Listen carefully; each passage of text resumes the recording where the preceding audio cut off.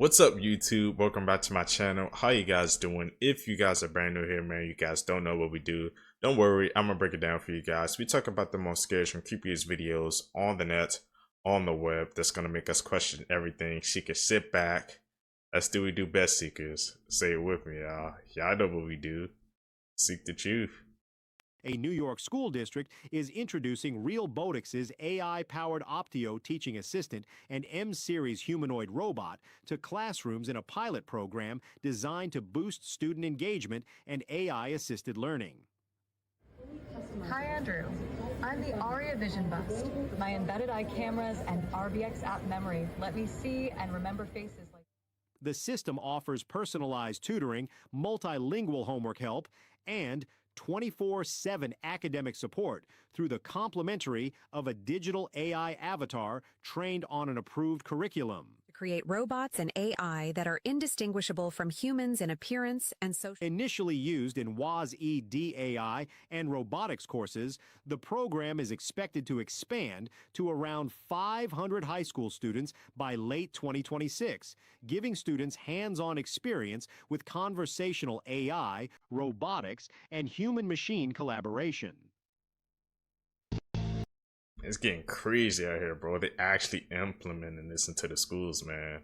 I'm just thankful, bro. I came up in an era, man, before I guess this AI stuff started, before they try to put it in schools, man. We realize about to have robot assistants in schools.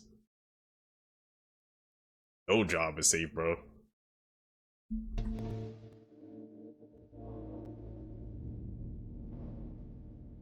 What are those? Are those like baby wipes? Probably none of us will have a job. There will be, but in that benign scenario, there will be universal high income, not universal basic income, universal high income. There will be no shortage of goods or services. And I think the benign scenario is the most likely scenario, probably, I don't know, 80% likely if you ask, in my opinion. The question will not be one of lacking goods or services. You'll have, everyone will have access to as much in the way of goods and services as they would like. The question will really be one of meaning, of how, if the computer can do, and the robots can do everything better than you, then what does your life have meaning? I don't understand how that would lead to high income, bro. If everybody could just give a place with the robots and stuff, wouldn't that mean they would just pay you less? And all the top companies and people up top would just try to, hoard the money for themselves because there's no need for us working class people anymore.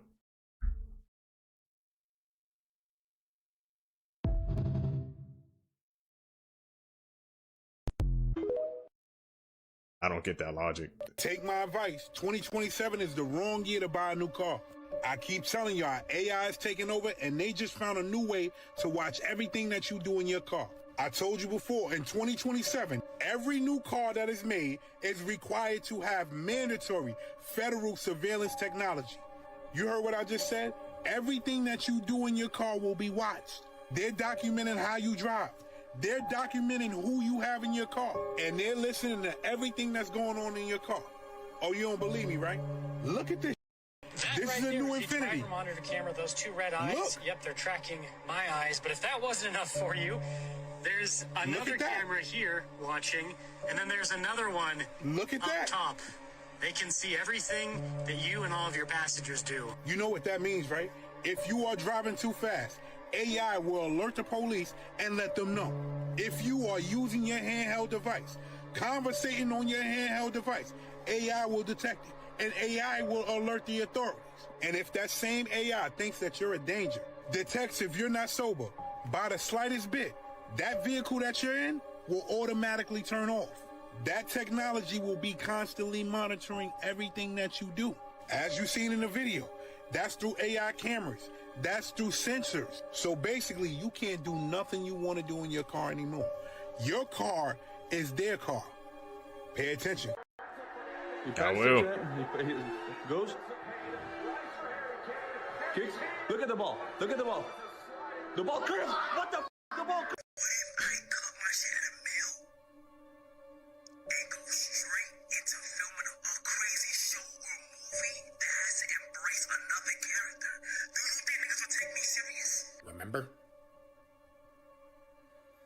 Remember?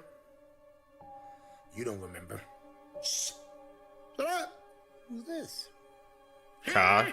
Who is this right here? Because Kai never dressed like that. They're talking about this a lot.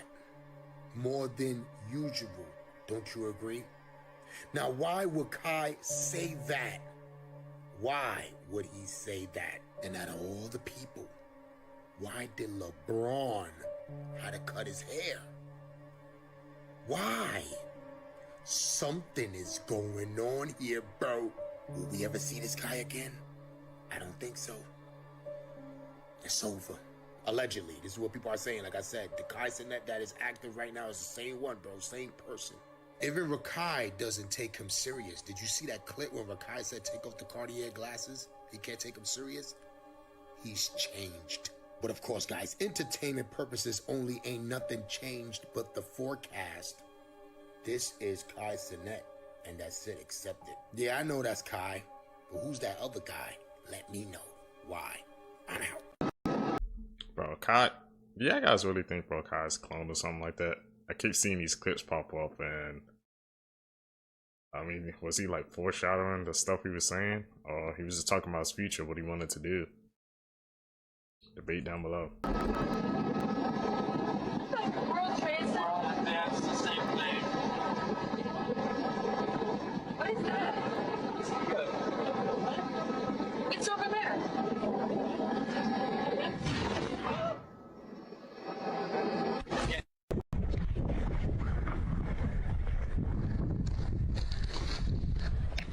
J.E. We did it. We did it.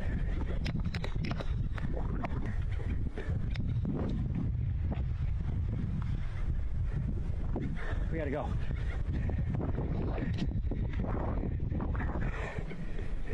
That's crazy how they could just go onto that island. There's something covered in the center.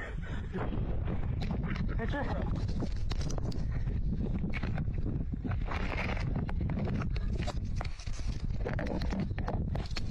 Let's go. No one will put down there. Your timer or what? This is video. Okay,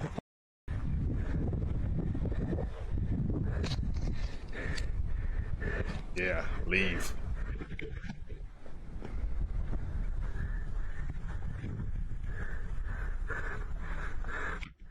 Grocery stores are now scanning your face at the door, checking it against a watch list before you've done a single thing wrong. It's a system called SaferGuard, and it's already running in grocery outlet stores across the Bay Area. The Electronic Frontier Foundation calls it what it is, a dragnet that scans everyone. How it works is a camera captures your face when you enter the store, it then turns your photo into a biometric map and checks it against a private watch list for people designated subjects of interest. People are placed on the watch list based on incident reports and photos submitted directly by retail store staff. If you're on it, an alert fires the moment you walk in, and for serious incidents like violence or high-dollar theft, that flag follows you to other participating stores in the area. SaferGuard says the scan is deleted in 1 second if a match isn't found, but their own privacy policy says their image and the store's footage sit for 30 days. There's two types of secret societies out there. We'll use that phrase because it's very popular today, secret society. One is the group like Masons, Bilderberg, Bohemian Grove, Council on Foreign Relations, Skull and Bones. They're not secret. People know they exist. They know who the members are. But what goes on is secret. That's the first group. Then there's the second group of secret societies, which are really secret, that no one's ever heard about, like the Brotherhood. Mm-hmm. And somebody said, I've never heard about the Brotherhood. Right. I go, yeah, because it's a secret. I was going to ask you about that. Yeah, it's a true secret. So nobody knows the real secret societies. Nobody knows exists. Mm-hmm. Just like back in the day, La Cosa Nostra, the mafia, right? That didn't exist because nobody knew about it. It wasn't until Joe Valachi back in the 50s. But nobody knew it existed until he revealed it. Right. So same thing here. Nobody knows the real secret societies that exist. They believe that they, and only they, are destined and smart enough to rule and govern and make world decisions. Now they're doing it for a lot of greedy reasons because that way they consolidate and keep their power. But there's a small group, I was one of them, that believe, hey, there are a lot of people out there that if they knew some of this information, they knew they were being put into a trance and being manipulated with false information, misinformation from the media and so forth, if they knew how things really work, smart, if they knew how to use their mind and think and increase their wealth, increase their prosperity, increase their health, increase their longevity, if some of those people, that would be better for the world. That would empower people instead of having two classes, which is the ruling elite class and virtually the slave class. Bro, put it down. Oh.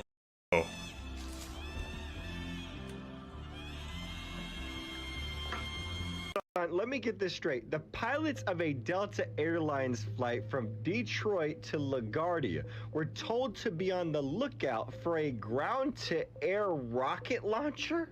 Not like it says here, right? The air traffic controller told the pilots of the Boeing 737 in what seemed like a completely routine communication from the LaGuardia Tower, saying, all right, Delta 2604 LaGuardia Tower, wind 210 at 10, runway 22 cleared to land. But without taking a breath, the controller then added, man-pad alert issued at LaGuardia Airport at 0027. Use extreme caution. And like it says here, the pilots then read back the landing clearance as a standard, but they clearly were confused by the second part of the controller's message asking the tower what a man-pad is. Pilots then read back the landing clearance as a standard, but they clearly were confused by the second part of the controller's message asking the tower what a man-pad is. And for those of you not in the know, like it says here, a man-pad is a man-portable air defense system, more commonly referred to as a rocket launcher. The controller, like it says here, reads out the definition of man-pad to the pilots of Delta Flight 2604 and then adds, yeah, it's basically a report of a rocket launcher. Saying also there was a report by the Port Authority Police and they said by Terminal C, but there has been conflicting reports and nothing has been an issue as of yet.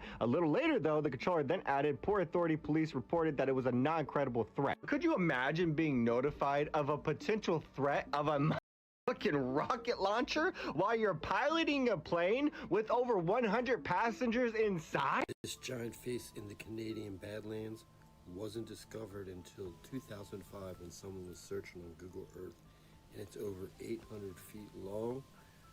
Let's dive in. It's right up here in Canada, not too far away from the U.S.-Canada border. Okay. Go ahead and take the drop pin off so we can check it out. But just like you saw in the beginning there, look at that. That's just crazy looking. What do you think? I mean, wow. And I'll zoom back out so you can see.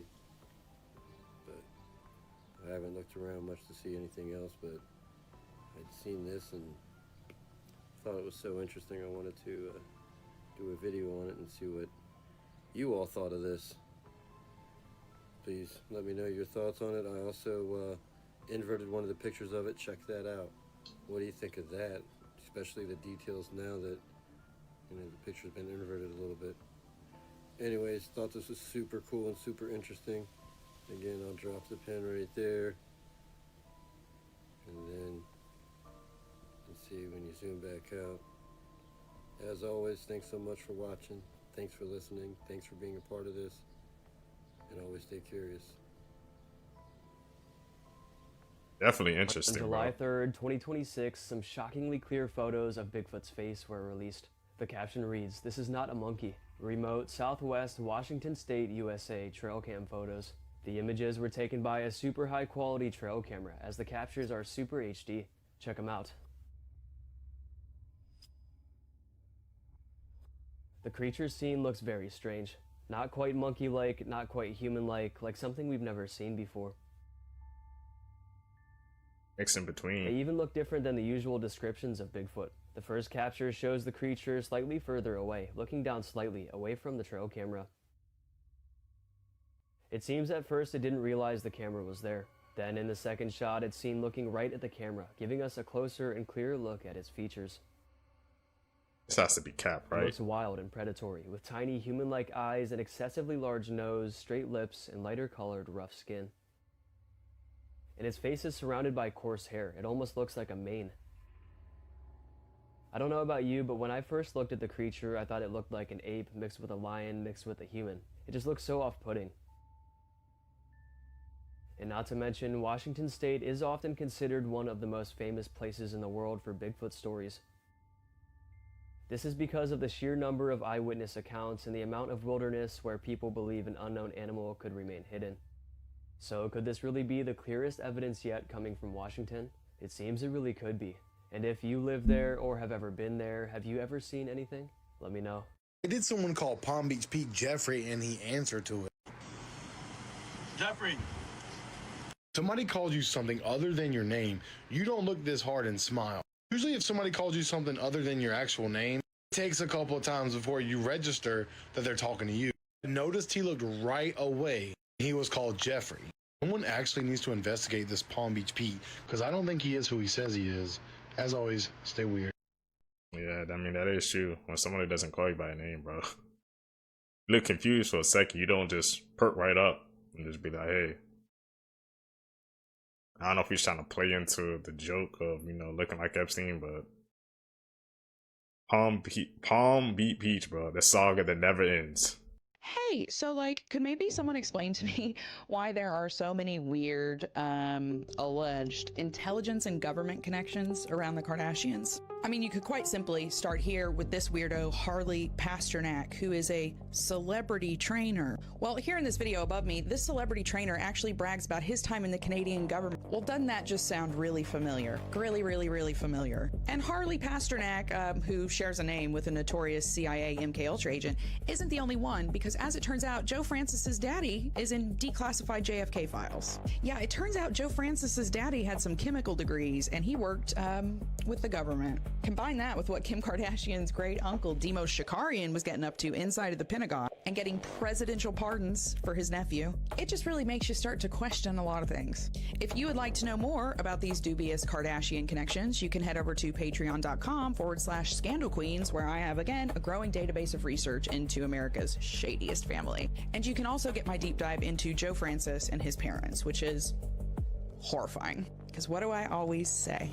Did go to the moon, but what we saw on TV at the same time was a Hollywood production. What you think was going on with that? When they went to the moon in 1969, they said when they landed, it rang like a bell, which alludes to that it's hollow. And then when they get back to the press conference and back on Earth, they don't look happy at all. They look very distraught, like they saw something. For one, I think it's a base. What you mean base? They keeping up there? Have you ever seen a little movie called Star Wars?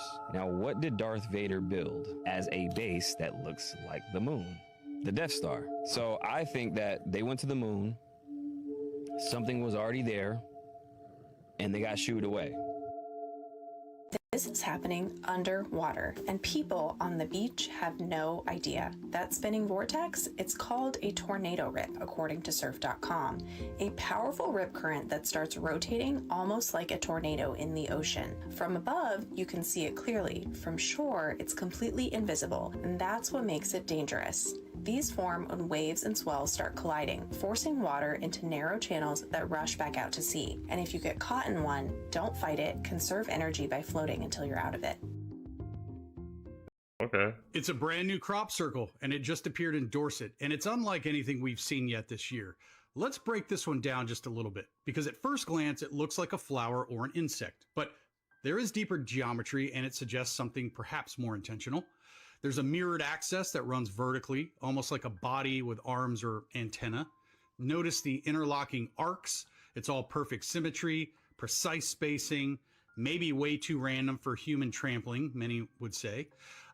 Some are saying that this resembles sacred geometry, maybe the flower of life, maybe Metatron's cube deconstructed, and others say it looks like a coded glyph. But there is one thing that does have people talking, and it's not far from ancient sacred sites. So they believe that these crop circles might be part of an energetic grid showing up near ley lines. And with recent talk about increased solar activity and everything, you know, these Anunnaki communication attempts, maybe they're not far off. But I don't know. What do you think? Do you see any patterns here? Do you see a message or a symbol?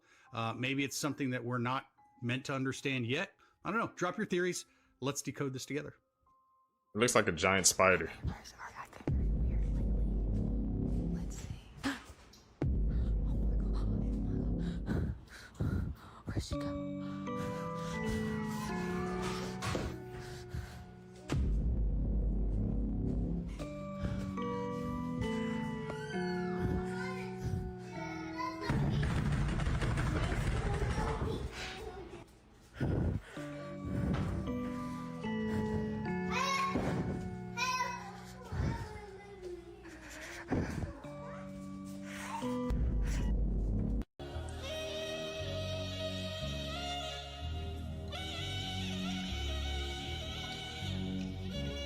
Those like hives. Update on Chile. So, if you haven't been following along, there's been a 200-inch snowstorm there. It is absolutely dumping. It's still dumping. Roads have been closed. Apparently, they open tomorrow. If you've seen any of the content from there, the skiing looks absurd and out of this world. So, here are my suggestions on a trip there. If you're going to go, they are dealing with power outages across some of it. I know some power is back based on the creators that have already arrived there and are posting. But I would go towards the end of this week, so like planning to arrive on like Friday, where I think the road will definitely be open and power will be back. That's my first suggestion. Number two, I would definitely plan quickly. I know prices are going to start going up for flights, but I do think there's still some good options. And the other thing is there are a lot of flights, and Santiago isn't as affected, so don't be worried about like, oh, the snow, I won't be able to fly in. The primary airport to fly into is open. Definitely, obviously, suggesting resorts probably near the airport, just for simplicity in terms of like making sure your, drives aren't impacted. But anyways, that's a quick update.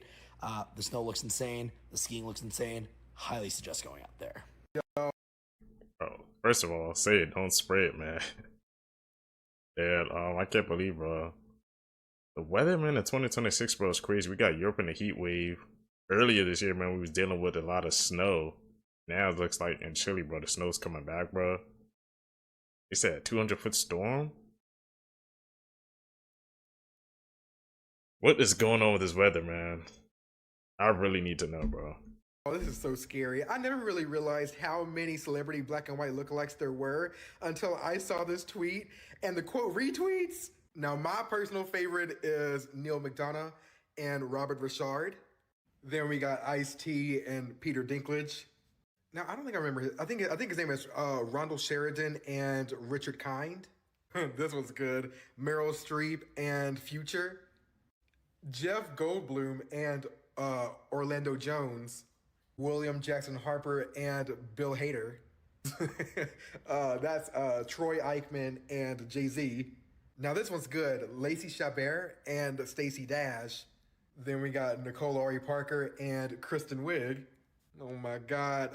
Keisha Cole and Jeanette McCurdy. Charles Leclerc and Alfie Enoch.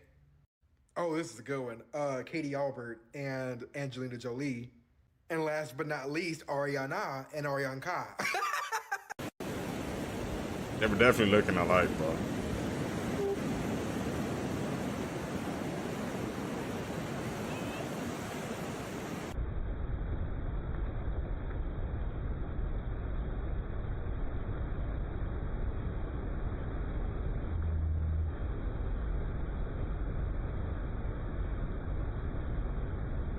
So it goes from, you're a great mom, you should have more kids, we should have kids, my only limited resource is time, to then all of a sudden I'm pregnant and he's saying that we need to use surrogates. He texted me, he said, we need to use surrogates so that we can have a legion of children before the apocalypse. I have the direct quote here, but you tell me, this is on your phone, yes. So you might want to check it.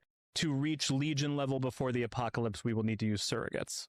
What were you doing when you got that text? Probably at an OB appointment. And did you have any context for what that meant? No.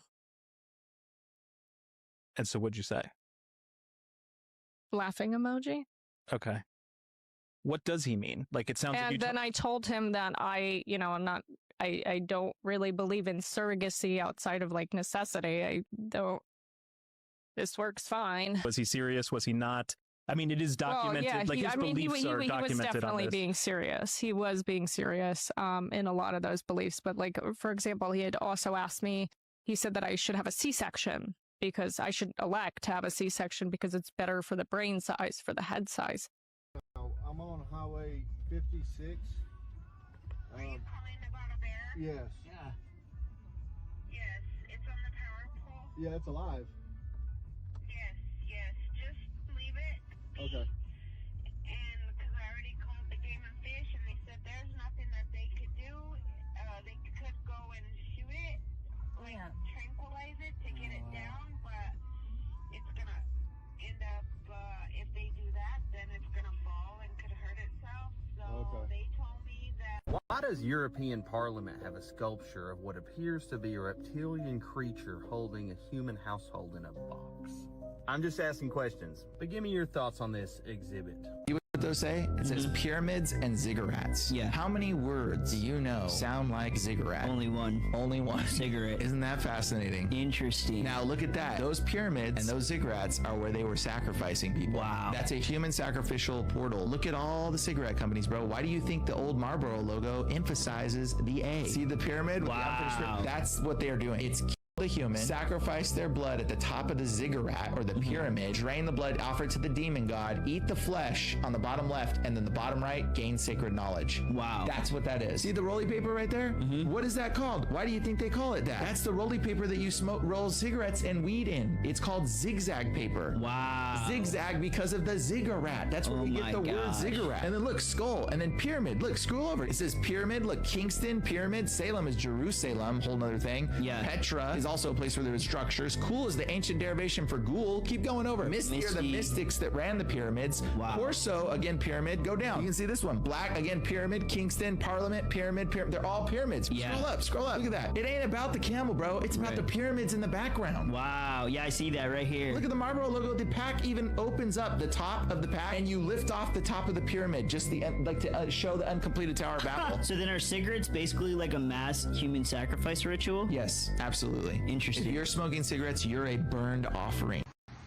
I've always wondered, bro, why did all, you know, the cigarette packages always like used to have pyramids on them when I walk into the convenience store?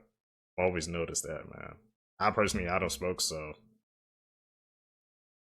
I don't do that, man. That's an interesting theory. Hey, DMV, what's this, man?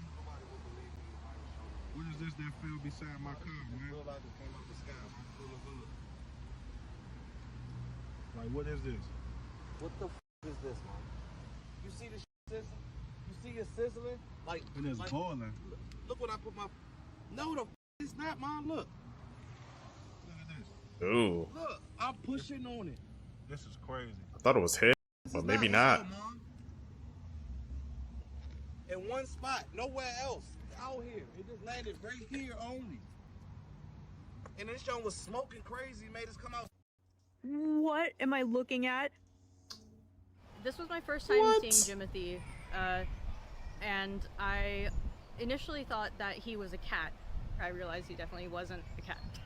we literally just saw him and was like, he looks like a Jimothy. Another day and another incident at Yellowstone National Park with a bison. And why do I say that? Because cars that were driving along the side of a bison walking on the shoulder of a road got a rude awakening when the animal had enough of them being so close to it. Have a look at this crazy video for yourself. Check this out right here. Look. He's had enough and he popped the tire on the car so it would get the heck away from him. They got to pull off to the side. So I guess it's safe to say that these animals right here, these bison, have had enough of cars coming to visit them. Just look at that right there. Gouged right into the sidewall of that tire. These animals are very smart and they don't want you near them. Have one more look at the video for yourself. And these buffaloes ain't playing on games. Remember what happened last week, bro? With that buffalo and that man? So I guess a lesson learned here, leave the bison alone at Yellowstone National Park. Let me know your thoughts on this in the comments. And as always, I'd love to hear from you. Y'all know the movie The Truman Show, right? Take a look at this over here. This is in Austin, Texas. Look what's going on in the skies here. Have y'all ever seen this before? Look at this. Look at that, y'all. Have y'all ever, look at this. Let me make myself smaller. Look at that. Look at that, y'all. How? What is going on? That's moving that way. This is moving this way. Like, what is, y'all see this? How does that make sense? It's like a lag, right? It's almost like a cut, or you know what I'm saying, like a crack. Like it's cracking. It's about to bust open, y'all. Y'all see that? And it's a layover. It looks like a layover. Y'all ever seen that?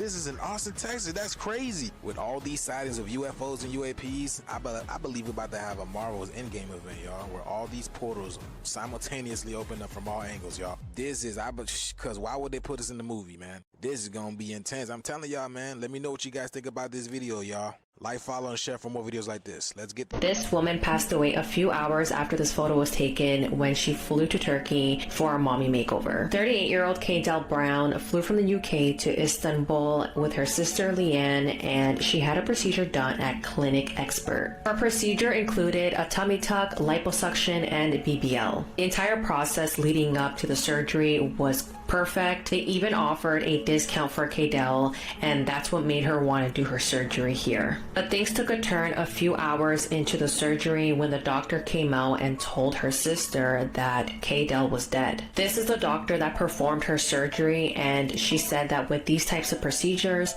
it is very high risk. Now, you would think that things could not get worse, but when Kaydel's body was brought back to the UK, the coroner told her family that large parts of her organs were missing, such as her brain and her heart. During an interview, the sister said that legally they couldn't do anything and that the clinic was allowed to take the organs if they wanted to. They returned a body, they'd kept pieces of her heart and her intestines. How hard was that to hear?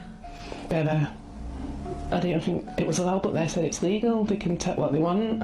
Well, I thought you'd have to ask at least permission from the family before you took anything, but they sent a death certificate straight away and just put no, there's not even a cause of death. But a lot of people believe that her organs were removed to sell them. Facts that one day. You've heard that before when watching these clips, how they be harvesting things like that. Imagine having to hear that. That's scary, Seekers. It could save your life. If your car ever gets stuck on the train tracks, look for this blue sign. It'll have a phone number on it, and you can call them and tell them that you're stuck, and they'll alert all oncoming trains. We all hate red eyes in pictures, but if your pupils ever reflect white, you might have something wrong with your eyes, such as cataracts, retina problems, or even eye cancer, but sometimes from weird angles it may look white, so don't worry. When you go to sleep, keep your car keys near your bed. That way, if you hear someone trying to break into your house in the middle of the night, you can just set off your car alarm and it'll most likely scare them away.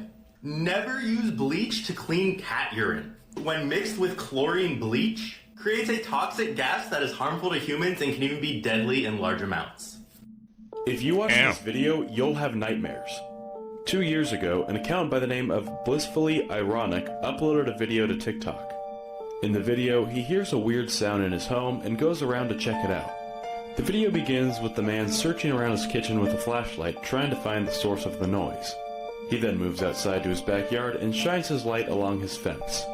And that's when we see something a little strange. Something is looking at him from behind the shed, and when we slow the video down, we see a shadowy figure dart away. It looks to be some sort of creature or person. Many people in his comment section were saying he saw some sort of shadowy paranormal being. However, a lot of other people were saying that it could have been an intruder, or maybe the whole thing was just a prank. But what makes this video even more strange is the fact that the TikTok account of Blissfully Ironic that posted this video had previously only uploaded short comedic videos. What do you guys think? What? I need to... Is that company still active? About to check, man. I'm gonna get a ban right quick. Morbid Facts, Part 314. In July of 2014, 53-year-old teacher Sharon Budd was in the passenger seat on Interstate 80 in Pennsylvania when a rock thrown from an overpass crashed through the windshield and struck her in the face, blinding her in one eye, shattering her skull, and nearly killing her. The rock had been thrown by a group of teenage boys who were engaged in a reckless spree, stealing steaks, smashing windows with bats, tearing through cornfields, and gathering heavy stones specifically to hurl at passing vehicles. After the impact, they laughed, cheered, and even returned to the scene twice more before being caught. All of them were eventually convicted, and several received prison time. The trauma completely upended Sharon's family, and 2 years later, her husband Randy, who had tirelessly fought for stricter overpass protections and campaigned for legislative change,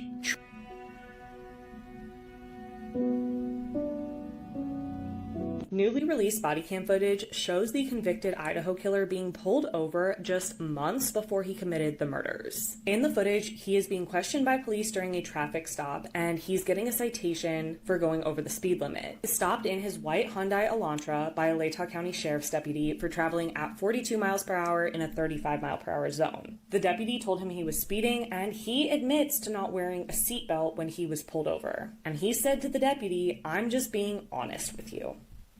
And the deputy responded, "Yup, I appreciate that." Ultimately, he received a $10 citation for not wearing a seatbelt, but is just warned about speeding. This was in August 2022, just 3 months before he committed the murders. Can I get a phone number from you? Yeah, why? We need to put it on the citation as it goes to the court. Yeah. Just for future reference, I mean, I'm obviously an honest person. Right? I told you I wasn't wearing my seatbelt. When people lie to you about that, like say I lied to you about that, right? Mhm. My own knowledge. Mm-hmm. You honestly go back and look at that and just... With a seatbelt like this, I didn't check as I was coming up, so that's why I asked you. Do you usually? I should.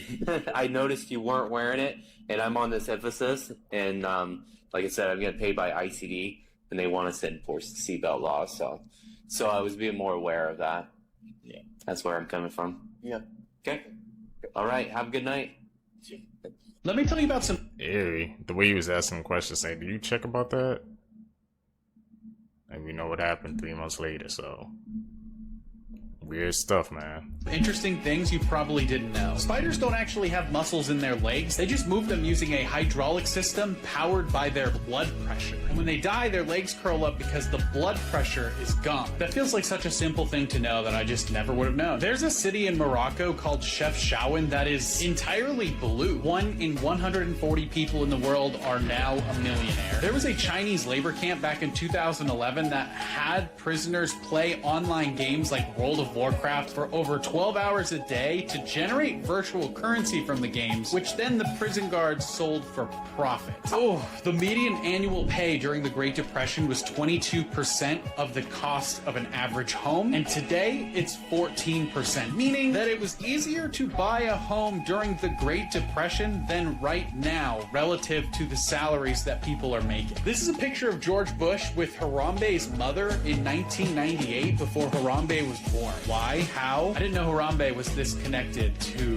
the happenings of the elite. Astronauts aboard the ISS do not wash or dry their clothes. They literally just wear them until they're too dirty or stinky, then dispose them by dropping them into the atmosphere to burn up during re-entry. Stop scrolling because this has to be one of the strangest Skinwalker encounters ever. Rachel said that she posted on Craigslist looking for a roommate. She said that rent was too much on her own and she was starting to fall behind. That's how she found Lena. Lena moved in a week later, and Rachel said that she was quiet, respectful, and honestly, very pretty. She had jet black hair, a nose ring, and piercings up both ears. She wore black all the time and looked goth and kind of mysterious, but Rachel said that she was very polite. But there was still something off. She kept the blinds closed, never really smiled, and always avoided the hallway mirror. She'd even cover it with a scarf. Rachel said that about a week in, Lena knocked on her bedroom door at around 2 a.m. and said, "Hey, can you tell your boyfriend to stop pacing the hallway? He's creeping me out." Rachel sat up. "Lena, I don't have a boyfriend," she replied. She said that Lena looked genuinely confused. She said, "I saw him, tall, pale, just walking back and forth. He didn't say anything." Rachel said that she didn't know what to say, and she barely slept after that. Over time, Lena started opening up. Late night talks, bits of her past, an alcoholic dad, bad dreams, her fear of being alone. Then one night, she casually said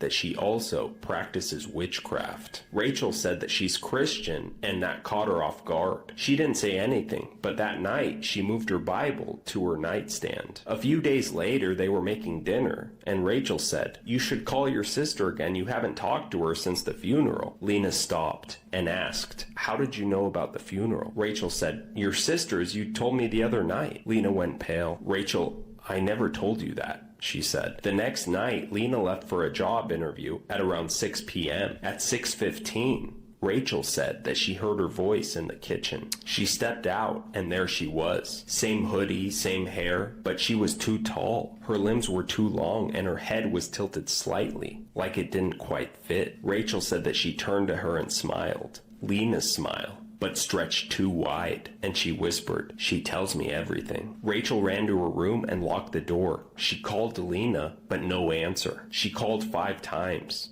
Lena finally called back. "Why did you call me 5 times? I was at my interview," she said. Lena moved out the next day. Her room was empty except for the mirror. It was still covered and cracked right down the middle. Rachel said that she now sleeps with her door locked, but sometimes she still hears Lena's voice. This She had to get out of there. A whale has just died after it collided with a boat's motor in New Jersey. Now, the incident caused one person to fall overboard and nearly capsized the entire vessel. But even though the person wasn't injured, unfortunately, the same cannot be said for the whale, because not long after, it washed ashore and succumbed to its injuries. But the big question that people are asking now is, why didn't they turn the motor off if they knew that a whale was near? Well, the answer is apparently they didn't. Reports say that this happened in a super shallow area of water, which whales don't commonly go through. So as of right now, it's just being treated as a freak accident. This is the most disturbing Japanese serial killer that you've never learned about. This is Tosomo Mayuzaki, and this is his real hand. If his name is hard to pronounce for you, don't worry about it. You can call him his nickname, the Human Dracula. Now, the reason you might not have heard about this case is because the details of this case are so disturbing that Japanese media tried to hide this. From 1988 to 1989, he was convicted of abducting, murdering, and mutilating young girls from the ages of 4 to 7. The way he would do this is he would drive to a local park or maybe even a playground, and he would have a friendly conversation with these young girls so that way they'd be able to trust him. The second they were able to trust him, he would then lure them into his car by saying, "Hey, I'll give you a ride somewhere." Once the child would get in his car, he would then strangle them and then mutilate their bodies. As if this isn't the worst part, he would collect their hands as trophies, he would grind up their bones into a powder, put it inside of a package, and mail it to the victims' families. The reason he did this is he enjoyed taunting the victims' families by basically saying, "You're never gonna catch me."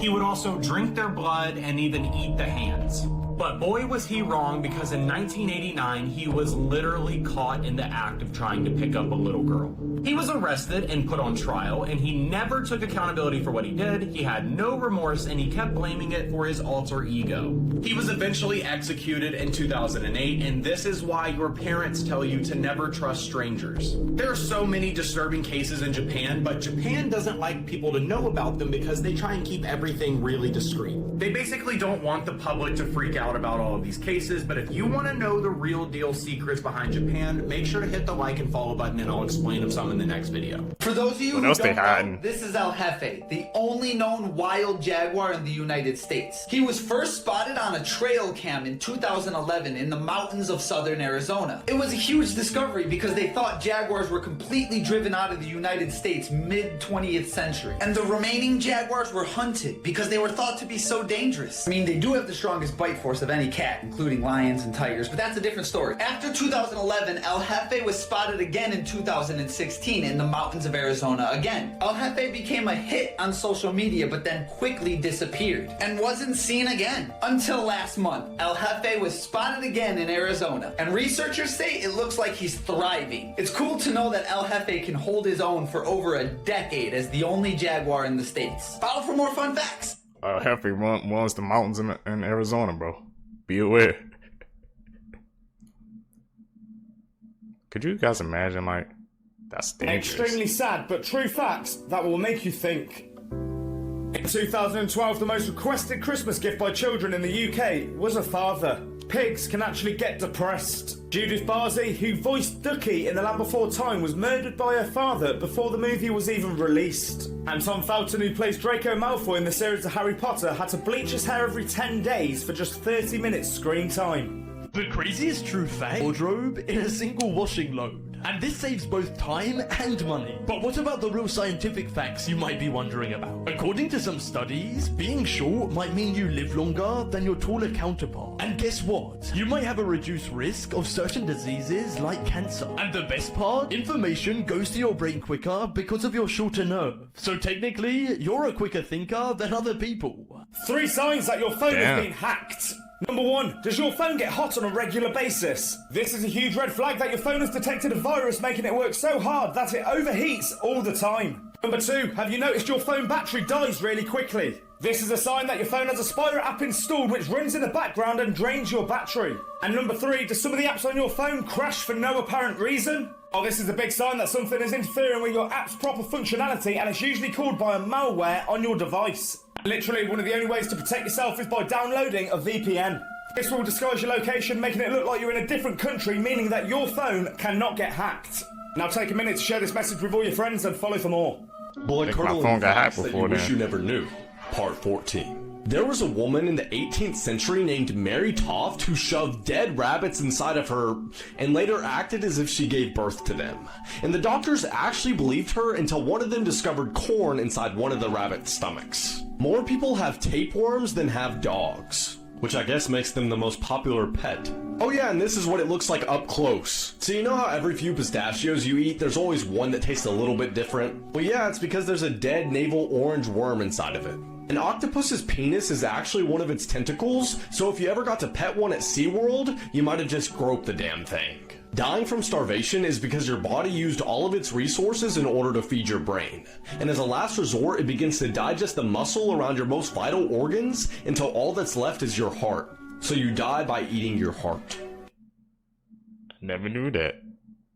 Let's look at some crazy things happening in the world right now. Elon Musk now controls over 65% of all satellites that are orbiting the Earth right now. A new survey came out saying that nearly half of all parents, or 47%, admit to only staying together for their kids. 2 inmates conceived a healthy baby without even meeting. They used an air vent, bedding line, and a yeast infection applicator.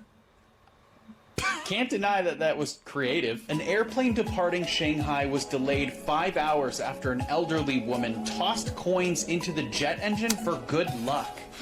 Flowers in Antarctica are starting to bloom, and experts are saying that that is not good news. Meta is going crazy and offering tons of money to top AI people, and offered someone $1.25 billion for one person. I think that's about what LeBron has earned in his entire career, if that, from a salary. And he said no. You said no to $1 billion just to have a job somewhere. This is why you need to be careful with dating apps. On November 15th, 2017, 24-year-old Sydney Louvre decided to meet Bailey Boswell in person after speaking on Tinder for a few days. For their first date, Bailey invited Sydney to come over to her apartment that she shared with her boyfriend Aubrey Trail. 24 minutes after Sydney arrived to the apartment, her phone was turned off, and Bailey and her boyfriend Aubrey murdered her and chopped her body into 13 pieces using a saw. This attack was planned by the couple for a while, and there's even surveillance footage of them going into Home Depot and buying the saw and cleaning supplies. They then scattered Sydney's remains along the roads in Clay County, Nebraska, and it was found 3 weeks later. Investigators later found out that the couple talked about gaining power by committing murders and making videos of them torturing people. At the end of it, Bailey was sentenced to life in prison and Aubrey was sentenced to death.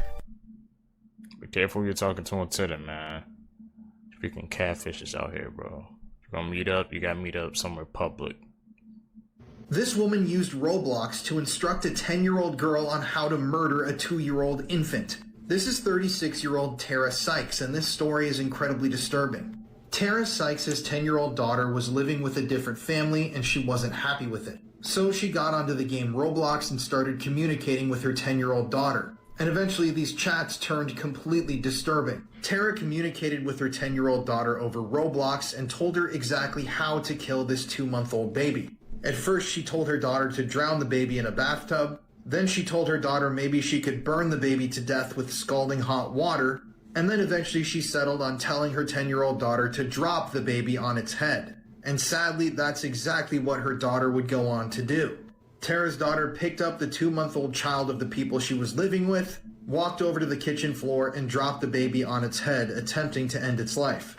The 10-year-old girl would later tell authorities that she was horrified of her mother, and she was terrified about what her mother would do to her if she didn't carry out her disturbing instructions. Further investigation also showed that Tara had instructed her 10-year-old daughter to kill the 2 adults that she was living with at the time. She told her daughter to go cut the 2 adults' throats with a kitchen knife while they slept, and then instructed her to douse the bed sheets with aerosol spray and light the house on fire. Now, shockingly, the 10-year-old actually did douse the sheets with spray, but she told authorities she wasn't able to finish the disturbing act. Now, Tara has been charged with a number of different things, but her trial has not been officially started yet, so I don't know exactly what's going to happen in this case, but I do see Tara receiving an extremely long sentence, hopefully life in prison, because this entire thing is just so completely disturbing and messed up. And I really hope that she's never able to see the light of day again. This is the Monroe Demon House, the scariest place in America. This house has an interesting and very bizarre history. A history that includes serial killers and satanic cults. And when we visited, it was during a thunderstorm, so the energy was supercharged. Now, lots of previous owners of the house have gotten into bizarre accidents. Accidents that have taken the lives of some of their loved ones, and they've been plagued with bad luck while they lived in the house. At some point, the home actually became a boarding house, and some of the tenants in the upstairs, which I'm filming right now, were performing rituals in their room. People don't exactly know what rituals were going on, but they have been confirmed by former tenants. And people think that these rituals opened up some sort of a portal that allowed a demonic being to come through. There were also bones found in the basement that were confirmed to be human bones. And people have seen something that looks almost like a deer or an animal prowling the halls. Now let me tell you, this is one of the most intense places I've ever investigated. We had a crucifix that we set up on the wall fly off of the wall twice, all on camera. And the energy inside of this place was some of the darkest I've ever come across. And the spirits in the home told us of bones that might be buried in the backyard. And I later confirmed with the owner that ground penetrating radar had been used and that there are bodies in the back. If you want to see this full video, it's on my YouTube now. The link is in my bio. Which zombie I couldn't go there. the longest? Comment down below. Starting off, you have World War Z. Now we have to take a step back. World War Z is not only a zombie movie, where these zombies are as fast as Usain Bolt, they're also extremely intelligent, to the fact that they don't just go to sound, they know where you are. It's almost like they're heat-seeking zombies. You also have to talk about the fact that they can climb on themselves and each other to create bridges, climb buildings, and even climb up to skyscrapers and helicopters. I'm realistically giving your survival chances probably 1.5 to 2 minutes, depending on if you're in a rural place or a massive city. We then have to talk about 28 years later. Now, you don't only have to worry about regular zombies, because yes, they are zombies, but you have to worry about the alpha zombies, the ones that pretty much tell the other zombies what to do. Those are highly intelligent, take a ton of damage to unalive, and if there's one alpha zombie for every 40 to 50 zombies, I'd realistically say your chances of survival are probably a few hours. The last one has to be The Walking Dead. Now, these are probably the easiest zombies to survive. We don't have a ton of different variants of zombies. They don't run, they walk, and your chances of survival go up at least 80%, as long as you're not stupid. Don't forget to like and follow for more. And comment down below how long you could survive each movie. Everyone needs to... How long do you think you guys can survive? The Walking Dead one's probably the most realistic one. The other two you're cooked. So what's happening in Angola right now? At least 22 people have been killed, nearly 200 have been injured, and over 1,000 have been arrested after the country exploded into protests this week against the government's decision to raise fuel prices by 33%. Human Rights Watch accused police of using excessive force against what started as largely peaceful demonstrations, but quickly turned into violent clashes with police, tear gas being fired, stores being looted, infrastructure being vandalized, and eventually it got to the point where the army had to be deployed to restore order. But here's where things get wild. You see, the government said that they needed to cut subsidies to fuel specifically because they have to reduce the financial pressure the government is experiencing right now. But Angola, as it turns out, is the second largest oil producer in Africa, yet the country still has a diesel shortage and they can't even meet domestic demand. This is because they don't have enough refineries. So despite the oil abundance, they are still having to import diesel and gas from other countries at high prices. And to make matters worse, their decision to increase fuel prices has led to a steep rise in the cost of public transportation, as well as a rising cost of food and other necessities. The opposition party accused the current government's policies of putting Angola in a severe economic and social crisis. And as one protester told local media, "We are tired. They must announce something for things to change for us to live in better conditions." So the question is, what do you guys think? 2 places in the world where you should never go swimming. First up, we've got the Boiling Lake What makes it so dangerous is there is actually boiling magma underneath this lake. If you went swimming in here, well, it would be game over. It is that hot that it would literally burn all of the skin off your body. And next up, we've got Jacob's Well. No, it doesn't belong to anyone called Jacob. This lake is so clear that you can see right to the bottom of this cave. However, if you swam to the bottom of here, you are very unlikely to come out alive. The reason being, this lake has hidden caves, so if you did swim down one of them, you are very unlikely to make it out. Village of Ashcroft, British Columbia. The blaze was so intense it knocked out power and took nearly 5,000 gallons of water to extinguish. Later, investigators discovered the unlikely cause to be a fish.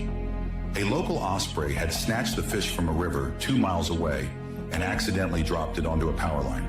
The impact caused embers to fall into the dry grass below, sparking the fire. Thankfully, no one was hurt, and the fish-dropping bird is still flying free. The chainsaw for bureaucracy! Chainsaw!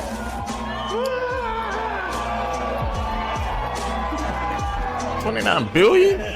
His Discord friends tracked him down after he murdered his entire family. On July 2019, 24-year-old Menhaz Zaman murdered his entire family before they could find out that he dropped out of school. His family believed that he was studying engineering at York University in Toronto, but little did they know that he had been lying for 3 years. On this day, Menhaz sent a message to a group of friends on Discord saying that he was going to murder his entire family. One by one, Menhaz shared photos of his family, first his mother, then his grandmother, then his sister, then his father, and they were all deceased. He then played video games and took a nap while his friends online were figuring out whether this was real or fake. But after his online friends shared these gruesome photos with other people, they realized that he actually did murder his entire family. After some digging, his online friends found his IP address and realized he was from Toronto. They then contacted Toronto police and they quickly found Menhaz's address and went to his house. When police arrived to the home, Menhaz sent his last message to the group chat and he said, "Police are here, goodbye." The bodies of his entire family were lying around the house and he confessed that he did this because his graduation was approaching and he didn't want his family to feel ashamed that he didn't finish school. The autopsies revealed that Menhaz struck each one of his family members with a crowbar and then cut their throats. Menhaz was sentenced to life in prison and is eligible for parole in 40 years. Horror movie monsters Just who to would be keep up with the impossible to lie. The Creature from the Ritual. The story follows 4 college students, reunited for a hiking trip in Sweden to honor one of their unalived friends. And they decide to take a shortcut through a dense forest and are now being stalked. But what's stalking them is revealing past traumas and secrets. And the creature that's stalking them has a humanoid-like torso with a massive moose/elk head, glowing eyes and arms protruding out of its head, and acts as if it's some kind of god to the forest. And get this, it feeds on fear and submission, and only spares the ones that worship it. So you're telling me that there is a massive skinwalker-esque creature in the woods. You're out there alone with your friends celebrating an unalived friend's birthday, and now you're being stalked by a massive elk skinwalker. Yeah, you're clapped. I don't know what else to tell you. You then have the haunted mirror from Oculus. I mean, technically mirrors aren't monsters, but you kind of get the premise, right? Now, I tried to talk about this the other day and y'all didn't like it, so I had to slip it in here. The story follows a mirror made of lazuli glass that is said to be responsible for a ton of supernatural things in the real world, such as mysterious deaths. And the story itself follows a brother and sister, Tim and Kaylee, who decide to reconnect after years of past trauma when they were children, because this mirror affected their parents. And now they said, you know what? We're gonna destroy the mirror. Let's get together, let's reunite after years. Let's try to take this mirror down. And of course, in horror movie fashion, that was probably the worst mistake you could make possible. Because A, the mirror can shift you through different timelines. It also can have you hallucinate things that aren't actually real. I mean, at one point, Kaylee was quite literally eating a light bulb, and she don't know why. But of course, their whole goal is to destroy this mirror to get rid of all of the bad juju on their family and prove once and for all that their family was cursed. I'm just gonna tell you right now, that did not happen. That was not something that was in the cards for these two. They should have just left it alone and tried to figure out how they can move past all of it. Because I'm not gonna lie, the way it ended would have been better off just leaving it alone and dealing with the bad juju. Don't forget to like and follow for more, and comment down below what horror movie monsters I should cover next. This is the worst thing that could ever happen to you. You may have seen some of these photos before, and yes, they are all 100% real. Known as the 1,000-yard stare, this was a very common occurrence, and these photos mostly being captured during World War II. But there is also much more recent examples, and people still do struggle with this to this day. It gets its name from the people who are just staring thousands of miles away into the distance with no thought behind them.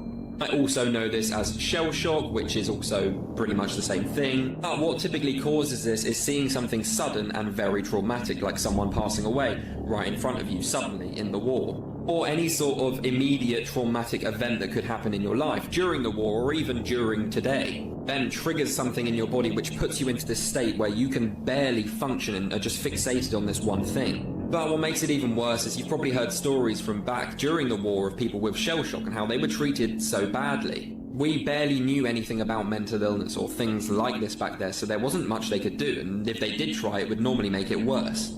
Nowadays, luckily, even though this does still happen, there are a lot more physical treatments, we know about it, and it can be helpful. Are we finally experiencing our blackouts? Has it already started? Because California just got hit, over hundreds of thousands of people lost their power, and you're not seeing it anywhere on the news.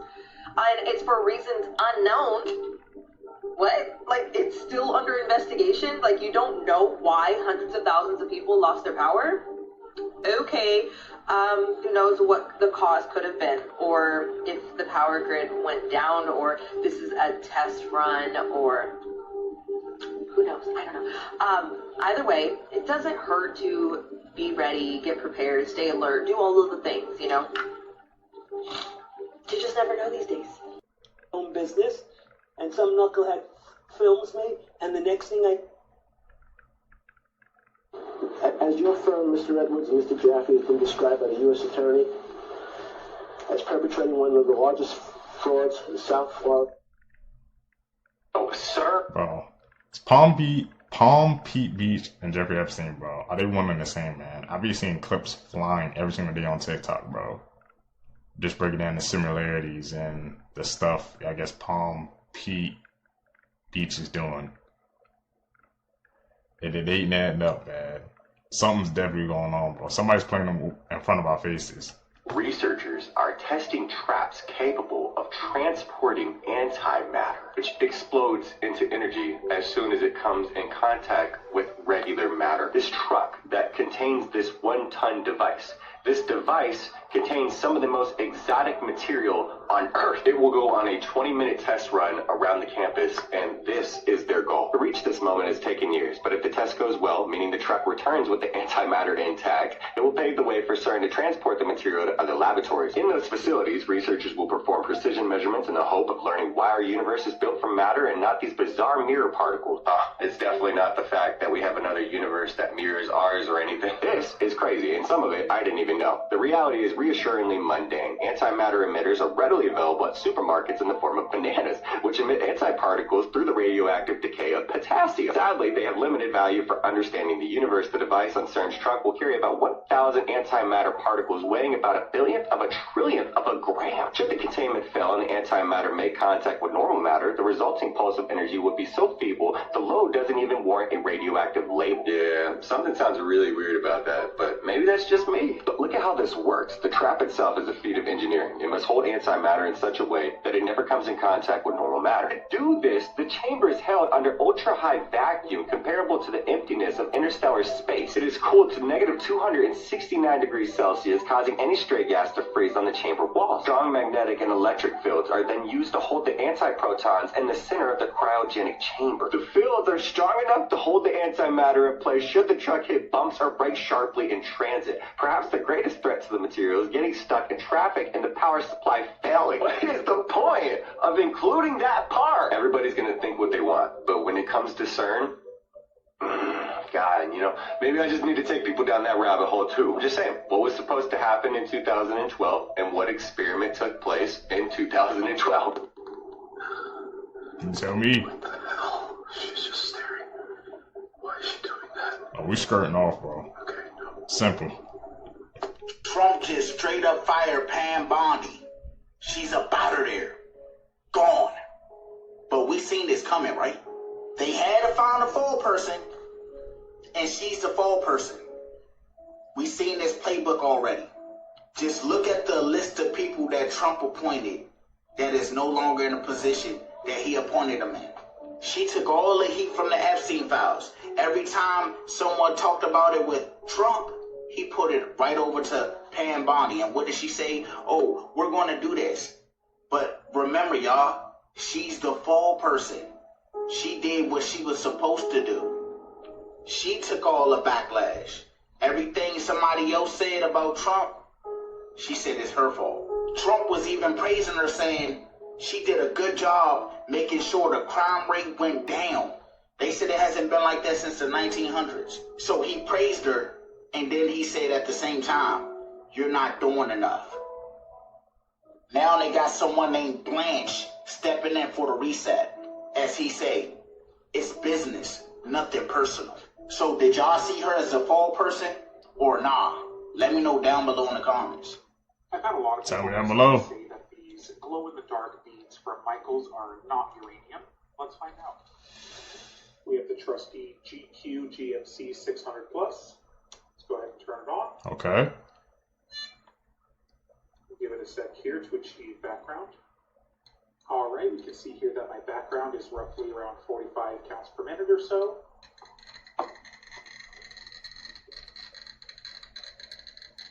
God damn, look at that number. Yeah, if that's not uranium glass, Michaels has some other explaining to do. This is a special melon for $150. I don't know what this melon could possibly be or do to be $150, but it is the crown melon. Has anyone ever tried the crown melon? I wouldn't be afraid to cut it. It was what? Tell me down below, Seekers, if you ever tried the crown melon. $150 for a melon, especially now to how the prices is rising today, man. That melon better be very special, bro, in order for me to spend $150 on it.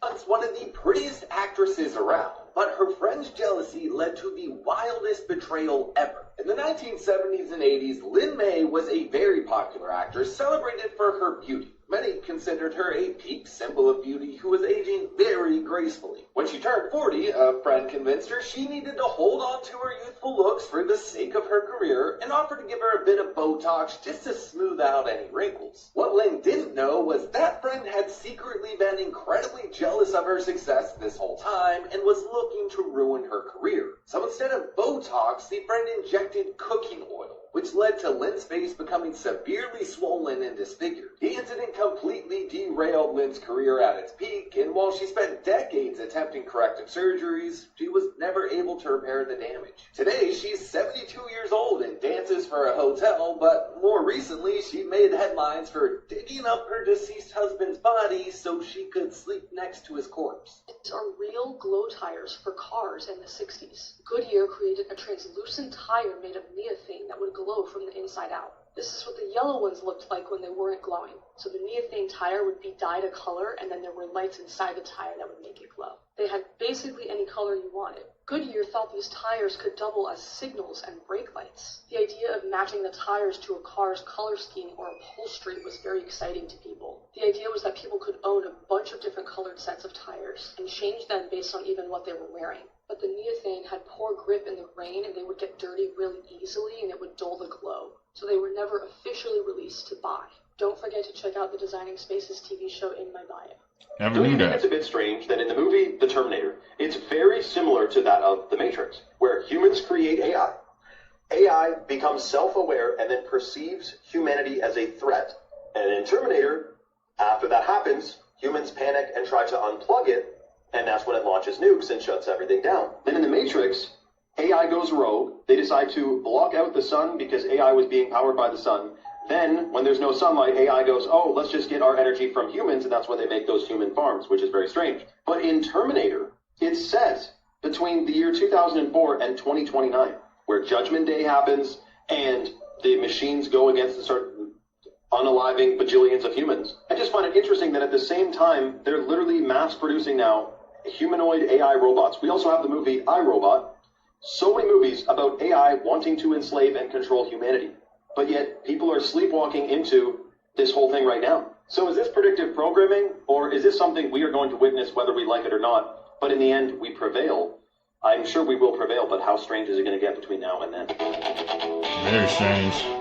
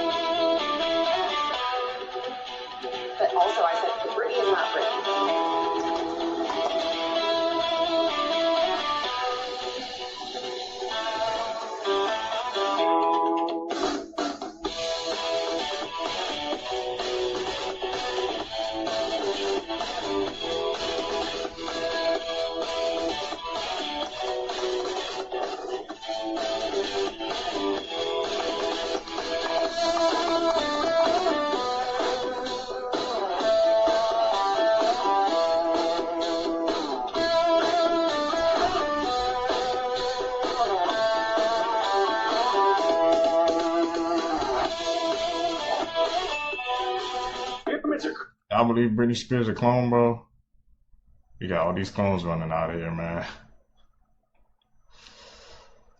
Woo! Crazy. With the stuff that they found under it too, Zahi Hawass, right? He recently did a scan a couple months back and revealed these structures underneath the pyramids. All three of them, where it's these giant foiled pillars that just descend like a mile plus underneath these pyramids. What is he saying that is? We land and we don't know. What you do know is something is under there that no one's talked about forever, and now they're like, well, let's figure that out. Like, all of the Egyptian authorities are like, no, don't look further. Like, they just shut down. And it's like, this would be a celebration of technology that your people advanced beyond anyone else. Have you seen the Sphinx? Like, how it doesn't make sense? They build the pyramids in perfect geometry. Whoever built it, we can agree, expert at proportion and lining things up. How is it then the pharaoh head on the Sphinx is so flipping tiny compared to the body? Some people have small heads. You have a big head. I have a really big head. I think a lot of it's the hair. Also just big heads. Maybe. Yeah. Check out this crazy pattern this NASA plane has been doing over the GTA, just over and over and over again in this specific area. Now, if you live here, you know how murky and misty the skies have been looking and how gloomy it's been looking. So kind of like this, where we haven't been seeing the sun at all in the last, 2 weeks. This is where the saying being under the weather comes from, because we're literally under what they're spraying on us. That's why our soil has been tested to be extremely high in heavy metals like aluminum, barium, strontium. These have 100 times more heavy metals in them than they did 50 years ago. This is absolute chemical warfare on the people. Federal government just confirmed that they are about to start diluting your gasoline this May. So basically, the EPA just announced that starting on May the 1st, gas stations across the country can sell E15 fuel nationwide. If you're somebody that doesn't know what E15 fuel is, it's gasoline that's cut with 15% ethanol instead of just the usual 10. And you literally cannot make this up right now, because they are calling it fortifying the domestic fuel supply, which is a really weird way to say that you're just going to be adding more corn juice to people's gas. EPA has issued emergency waivers for gasoline blends like E15. Now this is why it actually matters to you, because ethanol has less energy than regular gasoline, so your car gets worse fuel economy on E15. The entire point of this is that you might be saving about 25 cents per gallon at the pump, but you're burning through it faster, so obviously the savings just cancels itself out. But this is the part that genuinely nobody's talking about, because the EPA normally bans E15 during the summer because ethanol evaporates faster in heat and creates more smog. They explicitly know this, but they just decided to waive their own rule that they made anyways, because gas prices are high right now and people are angry. And if you're somebody that owns an older car, a lawnmower, a boat, or a chainsaw, they're saying to be careful because E15 can mess up those engines. So they're making your gas cheaper by just making it worse. Is that even surprising at this point? Let me show you what I see when I put all of this on a timeline. 1918, bell ringing banned across Russia. 1921, the 1890 census burns. 1922, all gold and silver confiscated from Russian churches. 1929, decree. 1118, orders all bells melted. 1930, the Mutsun language goes extinct. 1933, Congress authorizes destruction of the remaining census records. The same year, the Soviet government establishes quarterly quotas for bell bronze collection. 1934, Chitamaka language extinct. 1935, most great Andamanese languages extinct. 1937, the Danilov monks. Architects arrested. The house on the embankment begins emptying. 1939, Rumsan language extinct. 1940, 98% of Russian Orthodox churches gone. 1948 and 1949, major purges of the Soviet Academy of Architecture. And in 1952, according to accounts that have surfaced in recent years, the last person who understood how all of these pieces fit together passed away in a city called Almaty, having spent his final hours telling his grandson things he'd been forbid, and to say for 60 years. I don't think these are coincidences. I don't think these are separate tragedies that happen to align on a calendar. I think this is a pattern. Different governments, different continents, different methods, but the same target. The bell founders who knew the frequencies, the clergy who knew the rituals, the architects who knew the proportions, the census records that proved who was where, the languages that contain words for concepts we can no longer articulate. You motherfuckers. You motherfuckers. So you're telling me that this whole time people have been out here mastering shadow rituals and ignoring this shadow work is exactly why people are stuck? Who knew that shadow working was trying to teach you self-mastery? The thing we've been avoiding was the thing that's meant to change you. Meant to change you. Now we have a base. Now we can build up and ride. Because if awareness is the foundation, then control is what you build on top of it. Elon Musk shutting Erica Kirk down all over the Drewski skit where he impersonated a lot of Erica Kirk's famous moments. For press interviews, Erica's mini podcast interviews, complete with the Holy Bible, absolutely terrifying crazy-eyed stare. I say Drewski absolutely nailed. He has since taken to social media demanding that the video be taken down, alleging that it was AI and that he should have been able to take this down immediately. It's clearly not AI, it is a comedian who is dressing up and impersonating her in a funny way. G then tagged Elon Musk himself and said it's racked over 150 million views. It's humiliating. It's mocking me, turning me into a global joke. Really proving that she hasn't been seeing any of the videos people have been making about her. Because even some of her biggest defenders are now questioning all of her motives since her husband's death. Elon Musk himself being one of those who simply told Erica Kirk he was not going to take any of the videos down. The video has 150 million views because people want to watch it. Supports free speech, comedy, parody, and content people choose to engage with. We are not removing lawful content just because it offends somebody. That is not how this platform works. Entire internet feud happening just a short time after Elon Musk himself reposted Erica Kirk's post where she told the world to go to church. But we shall see how far she takes this fight and how many views this video will get. Do y'all remember Hummel from Labyrinth? This is him now, or the animatronic of him. The puppet from Labyrinth was found in lost luggage for ages and was eventually found rotting. This is going to haunt my nightmares. What are those eyebrows? He looks like Chucky after he fell and got burned. The fact that you can see the iron of the animatronic that was behind the skin. Oh my Lanta. Like, imagine you open some lost luggage and you see this thing inside. My soul would disintegrate. But don't worry, he was found and restored, and he's now in the Unclaimed Baggage Museum in Alabama. But he looks like he had a really bad facelift. This is almost as horrifying as it when it was melting off. For example, this is what it did look like, and this is it now. I will sue the surgeon. How are we feeling about this one, y'all? Do you like Labyrinth? Does this ruin your childhood? Let me know.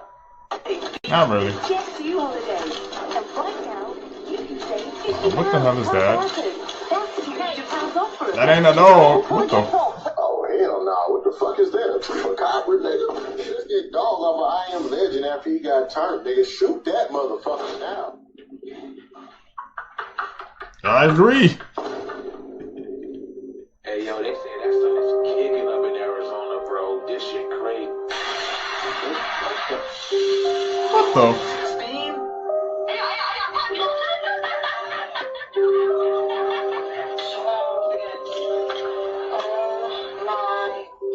Look at the soda. Are you fucking kidding me, bro? Are you kidding me?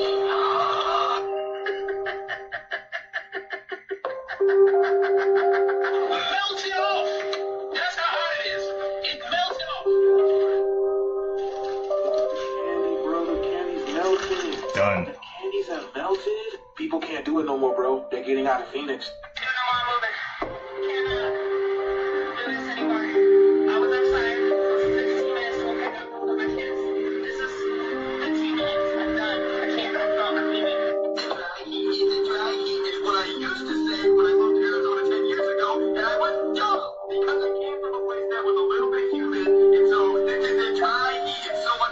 Except for now, it's the middle of March and it's already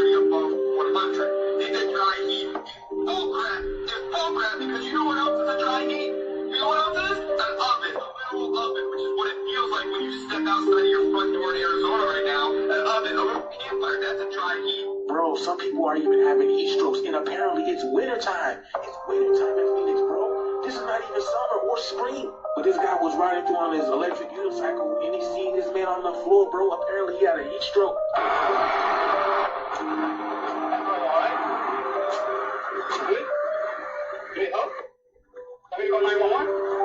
Bro, he ain't saying nothing, man. Bro, they're even saying electric cars are catching on fire. I don't know what type of electric car this is, but look at this shit. Oh shit, Damn. It's still winter and we're talking about triple digit heat. Yes, it's bonkers. Fire Captain Adam Skyber expects the week to only get not just the triple digit air temperature, it's the heat radiating off the ground that feels closer to 130 that his first responders can. Do y'all hear that, bro? The sun is making it feel like it's 130, and it's only wintertime, bro. It's not even spring.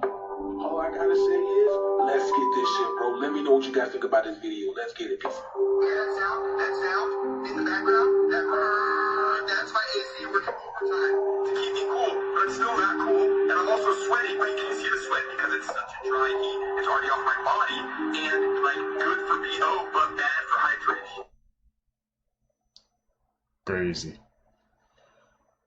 Seekers, if you guys made it with me to the end of the video, you're a true seeker seeking the truth. I really appreciate the support. Make sure you guys leave a thumbs up. Don't forget to comment down below. Hit that post notification bell, man. Tell me if you guys learned anything new in this video with you guys today. Guys, gonna catch you in the next one, man. I'm out. Peace, YouTube.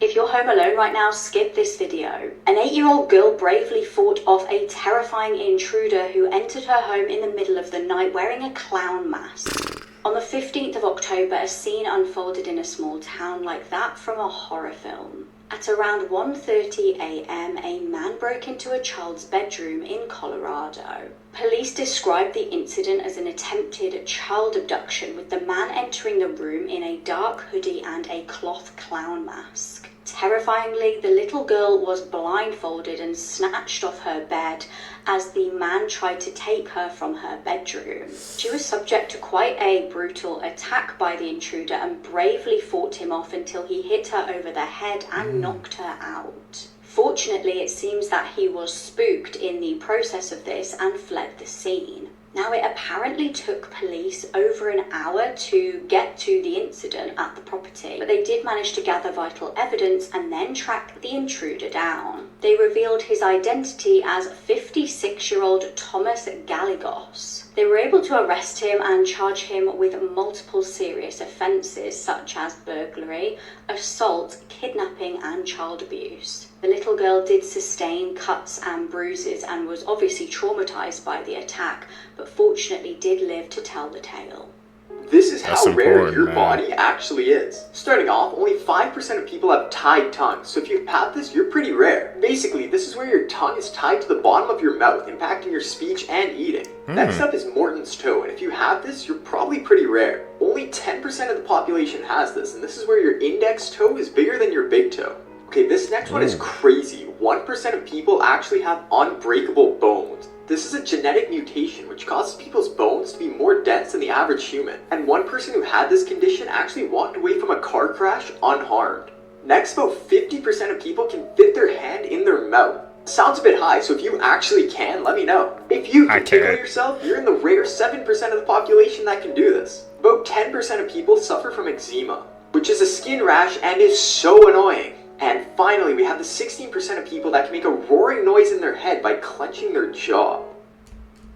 If any of your seekers, man, can you guys do any of those unique things, man? I think I have the tied tongue, but I can't fit my whole fist in my mouth. I know I can't do that. I don't even need to try to do that, bro. And the unbreakable bones. I saw actually somebody in a comment down, a fellow seeker said how like the unbreakable bone story was kind of not true. So, like I said, to each their own. Everybody got to do their own research, but that's crazy. Crazy part is, most people believe that these 3 things will actually save your life. They don't. Let's pretend you're lost in the desert and you need water and you don't have any. So where are some places you can get water?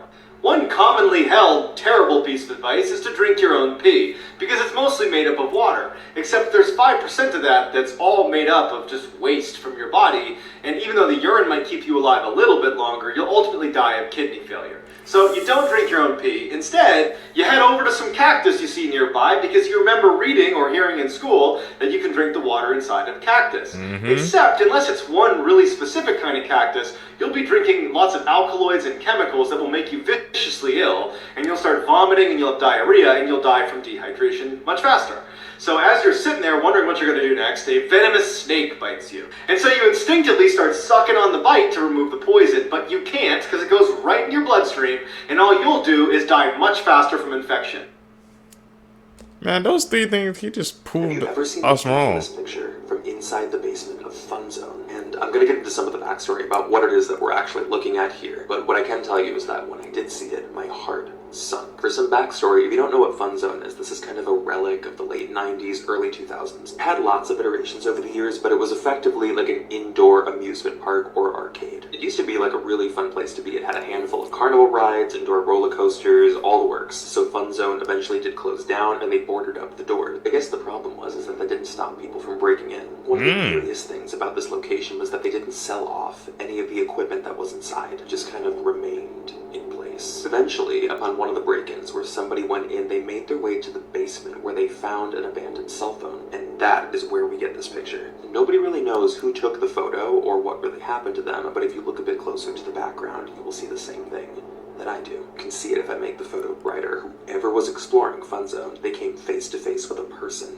in that basement. Don't forget, if scary stories like this are of interest to you, make sure to go check them out right on the podcast. We're always told to drink a lot of water throughout the day, but have you ever wondered what happens when you drink too much water? Well, 35-year-old Ashley Summers drank 64 ounces of water in a span of 20 minutes and passed away from water toxicity. Ashley, her husband, and 2 daughters were at Lake Freeman in Indiana when she began feeling dehydrated. So she drank 4 bottles of water because for some reason she wasn't able to quench her thirst. Ashley complained about having a horrible headache and she began to feel lightheaded. When she got home with her family, she passed out in the garage and she was taken to the hospital where the doctor said she had brain swelling. Ashley never woke up and she was pronounced dead from water toxicity. A toxicologist said that this is more likely to happen to someone who's extremely dehydrated, which will cause them to drink too much water and not enough sodium or electrolytes. So remember, bring more than just water on really hot days, especially if you're under the sun for a long period of time. Here's why you might not want to visit your mom on her birthday. A man was stuck in traffic while driving home after visiting his mother for her birthday. The man was so frustrated that when the GPS told him to take a detour, he went right away, which might have been a mistake. His gas light then came on, so he decided to pull into this super bear in town to fill up his tank. So the man went in, pumped his gas, and when he went to pay, the clerk was super weird. He didn't acknowledge him and just gave him a creepy smile. The man then went outside and saw a woman just standing in the middle of the road and said, "Are you okay?" And the woman looked at him and said, "Ah, yes, we are happy here." The man was like, "What the?" and just drove out of there. Till a cop pulled him over and said, "Sir, you can't drive. Driving's illegal here." The man had had enough and literally just went pedal to the metal and zoomed out of there. When he got home, he was just so confused. The people looked real but didn't act human. He tried to research it but decided, next year I'm just sending my mom a card. Yeah, the Fast and Furious out of there, bro. I did the same thing too. These people are acting weird, very weird. Weird Nature Facts, Part 37. In proportion to body weight, koalas have one of the smallest brains of any mammal. They're so dumb that when presented with leaves on a flat surface instead of on branches, they are unable to recognize them as food and will not eat them. Dogs get sprayed by skunks so often because skunks raise their tails as a warning. Dogs see this as "come smell my butt," which is the exact opposite message of what the skunk is trying to send. In Germany, it is illegal to kill any vertebrate animal without proper reason. Because of this, all German animal shelters are no-kill. In the 1980s, Ken the orangutan escaped from his enclosure at the San Diego Zoo multiple times. His apparent goals were visiting other animals, taking photos with tourists, and throwing rocks at his orangutan rival. Wow, Here are some disturbing facts about Disney. Many scenes in Toy Story are inspired by the horror movie The Shining. The voice actor that did Lilo in Lilo and Stitch also played the ghost girl in The Ring. The Pirates of the Caribbean ride at Disneyland feature real human skeletons. Also at Disneyland, there are vents that pump out artificial smells to keep you happy. After the release of Princess and the Frog, over 50 kids went to hospital for salmonella. They tried to kiss a frog. Do you know any other creepy things about Disney? Leave a comment. Here's some. I think the thing that got to me the most is that he pumping out like a smoke out of a vent to keep you happy at Disney. What the heck? What they got going on with Disney, bro? And the more you know, I heard some creepy facts about Disney, but that's definitely a new one I heard today, Seekers. The creepiest videos on the internet, part 10. The popular American rapper XXXTentacion was murdered on June 18th, 2018, and his death broke the hearts of many. R.I.P. Many people visited his memorial to leave gifts, but some people captured much more. The YouTube channel, The Fam, recorded a video trying to communicate with this beloved rapper, but accidentally captured this.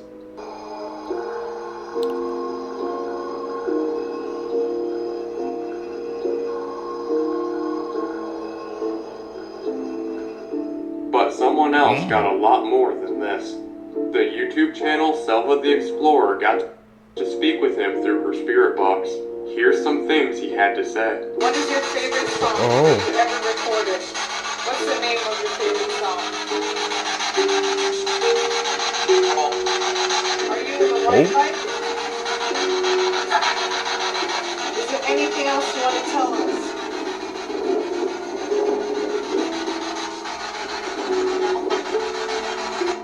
Is this legit? They were speaking to his ghost? Yeah, I don't know if this is the most disturbing, but this is definitely top 5.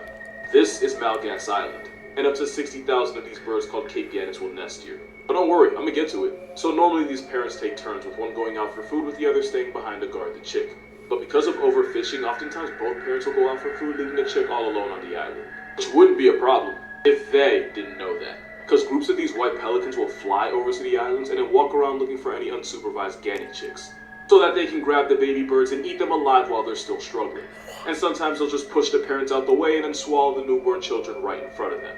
It somehow gets worse. Those same pelicans will fly back to their nest and vomit the half-digested, recently murdered baby birds for the pelican chicks to eat. And because Cape Gannets have no real way to defend themselves, pelicans have no reason to stop. And since pelicans obviously don't have teeth, those chicks' last moments were spent suffocating while being digested alive by stomach acid, only to get regurgitated and eaten twice. Dinosaurs never went extinct. They just rebranded with feathers. Black Air Force energy. Confirmed. They need some menaces, bro. This is proof that we aren't alone. Okay, so in Wyoming, there's a strange mountain in the middle of nowhere with ridges on it, and no one seems to know why. Now, most people say that this is because of erosion. However, there's a theory behind this mountain that will absolutely shock you. Talk about And it. as the theory says, the real reason as to why this mountain has ridges is not because of erosion, but because of a giant bear. The said bear is said to be named Mato and is about 60 feet tall, weighing over 10 tons. And this story even goes as far back as the Stone Age, with drawings of a gigantic bear attacking tribes on wall caves. However, this creature has not been seen since.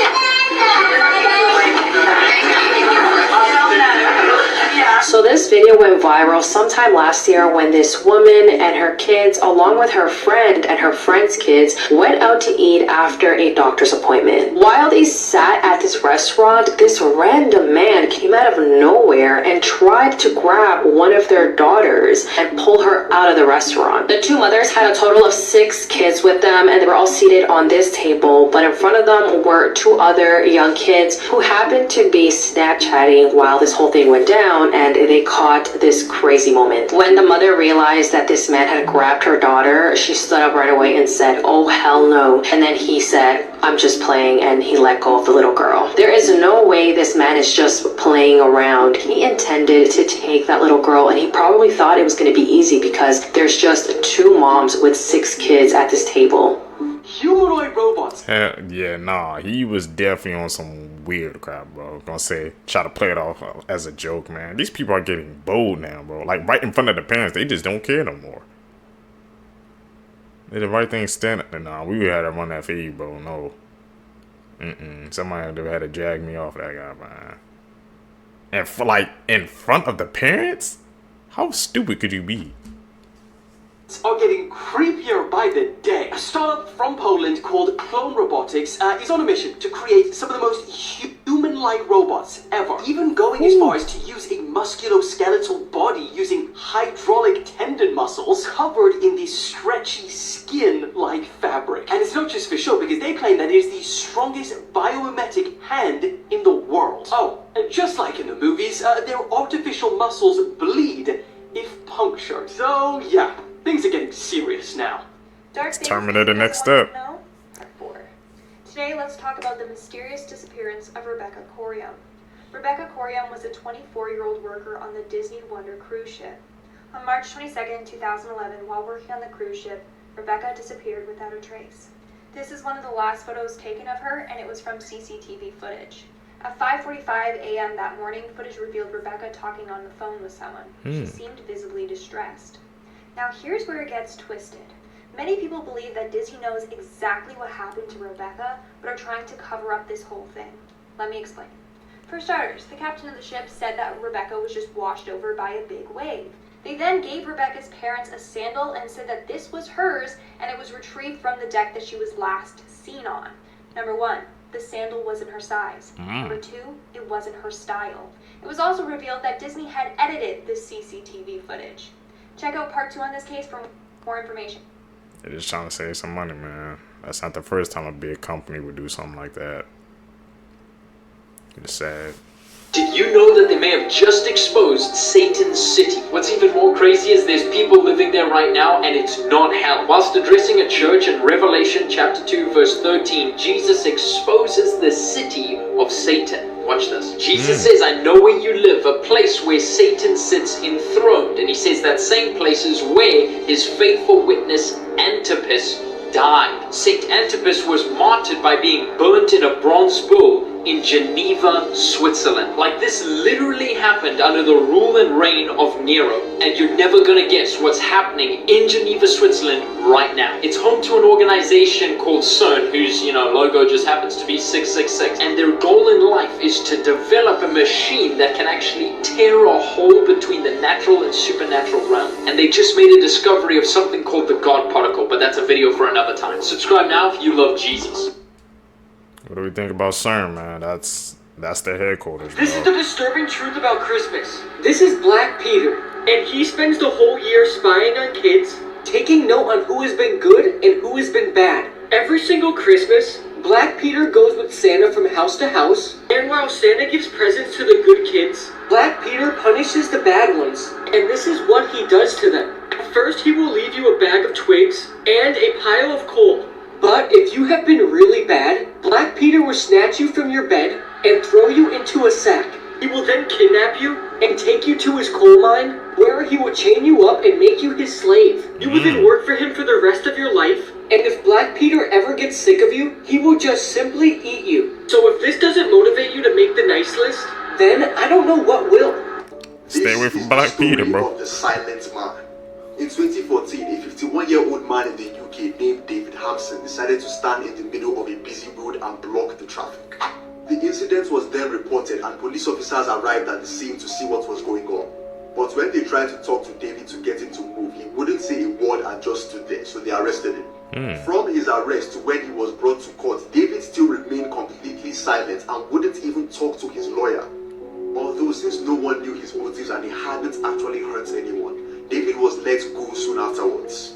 But all he did was just go back to that same street and stand there, silent, once again. And he committed this same crime over and over again for the next 7 years, never saying a word to anyone. Even though he was jailed multiple times, every time he was released, he would just go back to that same street and do the exact same thing. All the doctors who had tried to help David failed because he refused to speak to them. And it was reported that the only time anyone had ever heard him speak was when he was giving food and water, and he said thanks. Finally, in 2020, David was given 3.5 years in prison for his actions, and is still yet to speak to anyone on why he did it. For more, if If you believe in God, crazy. stay away from Halloween. Muslims, Christians, or anyone who believes in God, Halloween is a pagan festival. It involves evil spirits, jinns, and shaitan. It is forbidden for Muslims and real Christians to know the truth. Please do not associate with it and stay away. Share this everywhere and spread awareness. Alright guys, let's That's talk about true, I remember Krampus. that. Krampus comes from old German folklore. He's the opposite of Santa Claus and he punishes misbehaving children on Christmas. You might be asking, what does he do to punish these misbehaving children? He stuffs them in his bag and takes them back to his lair. He either eats them or tortures them. He also has a whole gang of minions that help him do this. Krampus is celebrated around many parts of Europe and there have been a lot of petitions to ban him. This is because people are scared of the legend and they don't want to keep doing it. But every single year during Christmas time, there are always reports of Krampus sightings all over the place. Let me know what you guys think about Krampus in the comment section below. Blood-curdling facts that you wish you never knew. Part 3. The first firefighter killed in 9/11 attacks was struck dead by a falling body in the courtyard. One of them was killed on his way in, and the other was killed on his way out. Right now, there are tiny little bugs on your face munching on your dead skin. Your bones are wet. If you don't have kids, you will break an unbroken line of children that has gone on for tens of millions of years. A scientist studying death asked a man who was about to be executed by a guillotine if he would blink after his head was chopped off. He ended up blinking for 30 seconds. Most laugh tracks for TV shows were recorded in the early 1950s, meaning that you hear dead people laugh. If you're attacked by a bear, it won't try to kill you like other predators. Instead, it'll just start eating you. One day, someone will mention you for the last time, then they'll never ever mention you again. Crazy to think about, man. Here are the creepiest Christmas urban legends, part 1. Ever heard of the Yule Cat? This is an extremely creepy cat that's said to originate from Iceland. According to stories, the Yule Cat enjoys snacking on people during the holiday season. And what makes the Yule Cat even weirder is that it specifically targets people who haven't received any new clothing before Christmas Eve. Iceland is also home to Gryla. According to Iceland lore, Gryla is a giant ogress who leaves her cave in the mountains to feed on children during Christmas. To make the story even creepier, Gryla keeps the Yule Cat as a pet. What the hell is going on in Iceland? Then we have Belschnickel, and this one comes from Germany. According to people of the Rhine, Belschnickel is an old bearded man who visits children during the holidays with Santa Claus. If you were good that year, he'd give you cakes and candy. If you were bad, well, Belschnickel would pull out a switch and whip the children until they behaved. This is probably why Dwight from The Office loved him so much. There's also Krampus. This is one you've probably heard about from movies and books. In the Alpines, Krampus is a horned demonic figure who visits the homes of naughty children on December 5th and punishes them. In some versions of the story, he hits them with birch rods. In others, he straight up takes them back down to hell with him. The Germans definitely know how to scar kids for life. Scary things hidden in Disney movies. In Mona, Olaf from Frozen appears in Mona's basket. Wally, Rex from Toy Story All Alone among the junk. Whoa, Here's I never the truth noticed behind that. Dora the Explorer. You may think it's just some ordinary cartoon, but there's actually a big secret behind it. Dora the Explorer is actually blind, and here's proof. If you watch the show, you'll notice Dora never actually looks at what she's talking about. She always looks in another direction and doesn't even blink. This also explains why her parents make her take Boots everywhere, because Boots is actually a Secret Service animal. Even in this scene right here, Boots is counting the coins and she's not looking anywhere near that. And this explains why she always asks obvious questions to the audience. The 16-year-old. Whoa, what the heck? Hey, that's a new theory, man, that she just put in my head. Was Dora the Explorer always blind? What do you guys think, man? It was lining up perfectly. Girl threw her newborn out of her window. Viewers' discretion is strongly advised. On September 30th of 2016, 16-year-old Antonia Lopez had gave birth to a baby girl. Right after giving birth, she took a photo of the baby and sent that photo to her baby's father on Snapchat. Antonia had captioned the photo saying it was a girl, by the way. Right after that is when she made the decision to throw the baby out of her second-story window. Shortly after that, she then decides to post on her Facebook around 3:40 a.m. to see if someone can help her out. Someone ends up replying to her Facebook post, and she is asking help to get rid of a deceased baby, needs some trash bags, and a car. Antonia ends up telling her mom what happened, and her mom immediately calls 911 and rushes down to that baby to perform CPR. Antonia was taken into custody and she could face up to 20 years in prison if she was charged as an adult. The judge ends up charging Antonia as a juvenile so she can avoid prison time. Instead, she was sentenced to live in a group home, complete 50 hours of community service, attend therapy sessions, and delete her Facebook account. The only reason they made her delete her Facebook account was because of the angry comments she was receiving.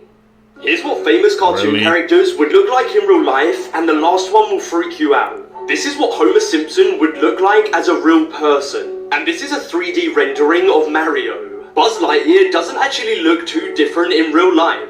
And Bart Simpson seems to have a missing chin when he turns real. Stewie Griffin from Family Guy doesn't look too different. But SpongeBob SquarePants might freak you out. Yeah, he did. SpongeBob can't be real. that be. Maps that will change the way you see the world. These cities are all still owed money from the Trump campaign. There are now over 50 countries generating over 50% of their electricity from renewable energy. This shows the employment rates for 15 to 29-year-olds in Europe. The darkest blue areas are over 80% and the darkest red areas are under 30%. This is how much it costs to hold a prisoner in each state in the United States. In Arkansas, it only costs $23,000, but in Maine, it costs over $300,000. 33% of the entire country of Switzerland lives within 5 kilometers of the main train line that goes through the country. This map shows how population is dispersed through France with the same amount of people living in the green as in the red. This map shows how many people by percentage in each country in Europe actually speak French. This map is highlighting every city that was founded by the French in the United States. Wow, the more you know. That first map is crazy, bro. These are scary cartoon truths that would terrify you, part 8. Okay, so the Teletubbies is a dark nightmare about genetically engineered slave creatures being systematically trained to become part of our society. The Teletubbies aren't in control of their own destiny, and 3 things control their day-to-day life. First is the voice, which is a tiny female voice that tells them when they could eat, sleep, say hello, or even say goodbye. The robotic voice comes from a speaker in the ground, hinting that something larger lies beneath. Next up is Nunu. He's a harmless vacuum cleaning robot who follows the Teletubbies and cleans up all the messes that they make, and also yelling at them for bad decisions. Nunu is just the watchdog of the Teletubbies. Finally is the pinwheel. Whenever the pinwheel starts to spin, the Teletubbies stop everything they're doing and run to the top of the hill to perform a ritual. People believe the Teletubbies is based on the end of the world. Wow, we've heard some crazy theory about the Teletubbies, but that's definitely a new one. Saudi Arabia has just said that the groundwork for what would become the largest structure on Earth is now 86% complete. Now, not only would it be large enough to fit 20 Empire State Buildings inside, but similar to the Las Vegas Sphere, in its center will be this spiral-shaped tower encased by a VR dome that essentially could create anything your mind could imagine, whether that be on Mars, under the ocean, balcony views of Pandora, and even whatever the hell these things are. So the question is, do you think they'll be able to complete this by 2030 or not? This evil grandmother think baked so. her 20-month-old granddaughter in the oven. Viewer's discretion is strongly advised. 48-year-old Carolyn Jones lived with her brother and 20-month-old granddaughter Royalty in Shaw, Mississippi. She was described as a caring woman who loved her granddaughter. On October 15th of 2018, Carolyn's brother had found Royalty in a still warm oven when he had returned home from work. She had been burned so badly that she was unrecognizable. The police determined that Royalty had been stabbed multiple times and was still alive when she was placed in the oven. Royalty's cause of death was stab wounds and inhaling all that heated air. Carolyn was taken into custody on a charge of first-degree murder. The motive behind why she did this is still unclear to this day. A week before the incident, Royalty's toys and belongings had been left on the curb for trash. Royalty's car seat, high chair, ride-on horse, and diapers were among the items taken by people that were passing down their street. Neighbors were shocked to hear about what happened, and they stated that they rarely saw Carolyn or anyone else at that house, and they had no idea that a small child was even living there. In 2022, Carolyn was sentenced to life in prison for capital murder. An 11-year-old boy came across this girl buried underneath the sand, and this is what happened. A young boy named Connor Fitzgerald was building sandcastles with a couple of his friends at the Marina Dunes beach in California. The boys soon moved to digging holes in the sand and challenged each other to see who could dig the deepest. As Connor was digging his hole, he suddenly hit something with his right hand. He dug deeper and realized that it was a bag. He dug around the bag, grabbed it, pulled it out, and was shocked when he realized that the bag was still attached to its owner. Connor then dug back more sand to find a little girl buried underneath. He called out for help, but there were no adults around, so he single-handedly pulled her out of the sand. The little girl was completely limp and wasn't breathing. Connor then thought back to an episode of NCIS where he saw a character perform CPR. As he started the procedure, a young couple walking down the beach started sprinting toward them. See the world. This map shows how many natural disasters there have been in the U.S. since 1953. Texas and California have by far the most, with Oklahoma there with all their tornadoes. And the lowest I found on the map was Delaware, with only 19 disasters in over 50 years. This map shows the purchasing power of $100 in every U.S. state. California, New York, and Hawaii are all less than $90, while if you want to move to Arkansas, Mississippi, it's $113. Shout out if you already live there. This is what Australia would look like if it had its own Mediterranean Sea. And if this happened in real life, there'd probably be 0 deaths, because barely anyone lives there. A super shout out to you if you live in that area. This map shows all of the counties in the United States that have subways. And I don't know if this is more of a statement on the fact that we have terrible public transportation in America, or if all the interstate highways we have is just that much of an achievement. This map shows the elevation of the entirety of Europe. And something I did not know is that the highest and lowest points in Europe are both in Russia. This artist claims to have been cloned. Listen to this story. Okay. I guess you originally were born in Jersey? Yeah.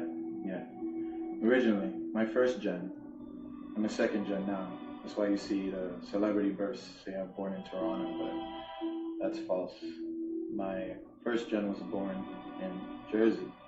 However, I was cloned by Clonate in Canada. My model number is 0112568. If anyone wants to see the registration of Clonate. Okay. And what nationality are you? Sicilian and Puerto Rican. Okay. Sicilian and Puerto Rican. Okay. Yeah. I can see that now. Those are my 2 genomes. Okay. We don't know if he's messing with us or not. When I was cloned, they wiped a lot of memory, but when I stole the documents before escaping, I read that the mother was Puerto Rican and the father is Serbian. People really didn't believe him until one day he went on Instagram Live. I'm gonna tell you guys the truth. Record your screens. Home. Yo, come over here.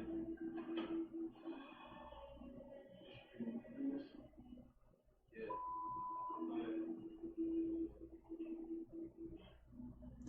What y'all gotta say now? You see him? We got the same tattoos, same hair, same genetic structure. Here's my phone. Go ahead. What do you gotta say now? I mean, I'll wait.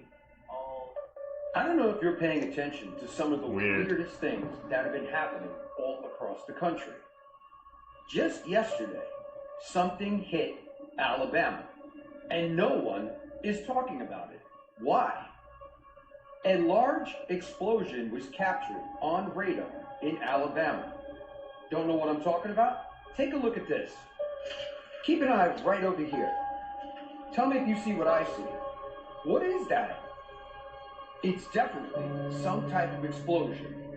The blue right there indicates the initial impact, followed by the orange that could depict fire of the aftermath of some type of explosion. Is there anybody in the Alabama area that can confirm if anything exploded?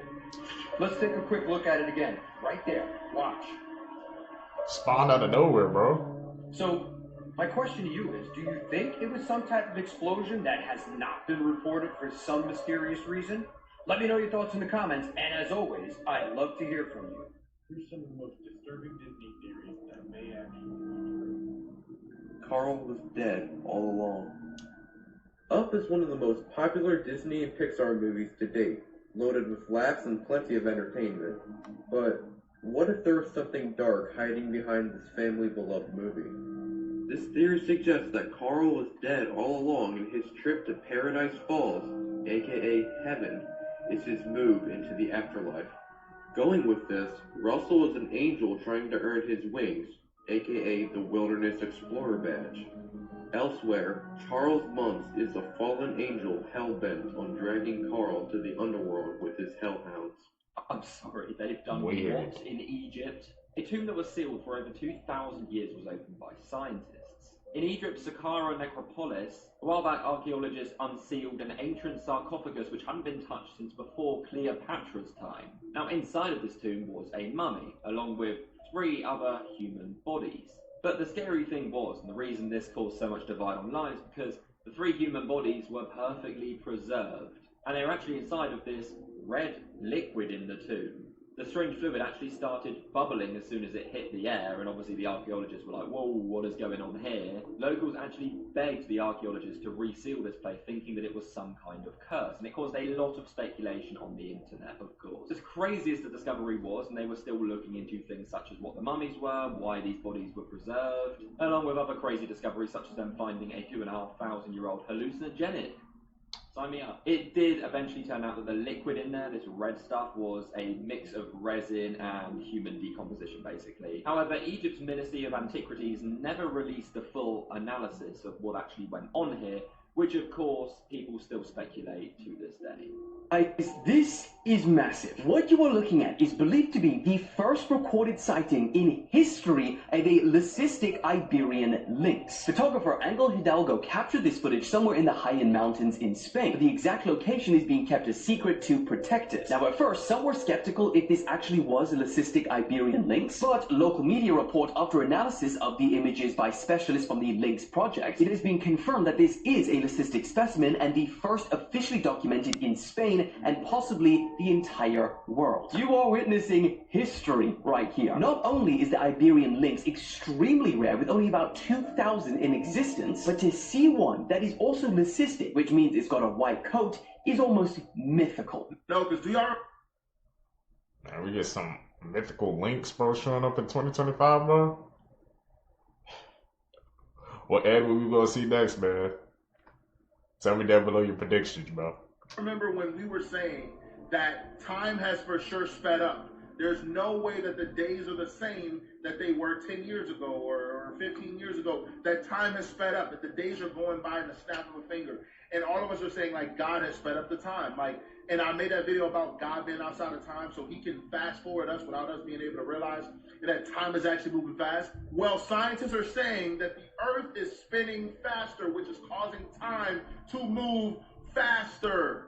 Boom, boom, boom. Science always finds a way to confirm God. Now, we all know as Christians that the globe is not spinning faster. We know what it is for real. Isn't it interesting that they try to deceive us by saying, no, it's because you're getting older. Time back. No, even when I was 22, 23, time went by slower. 24, time went by slower. As the time progresses, time goes by faster.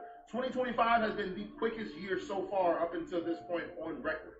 Remember, God said that if the days were not shortened, then no flesh would be saved.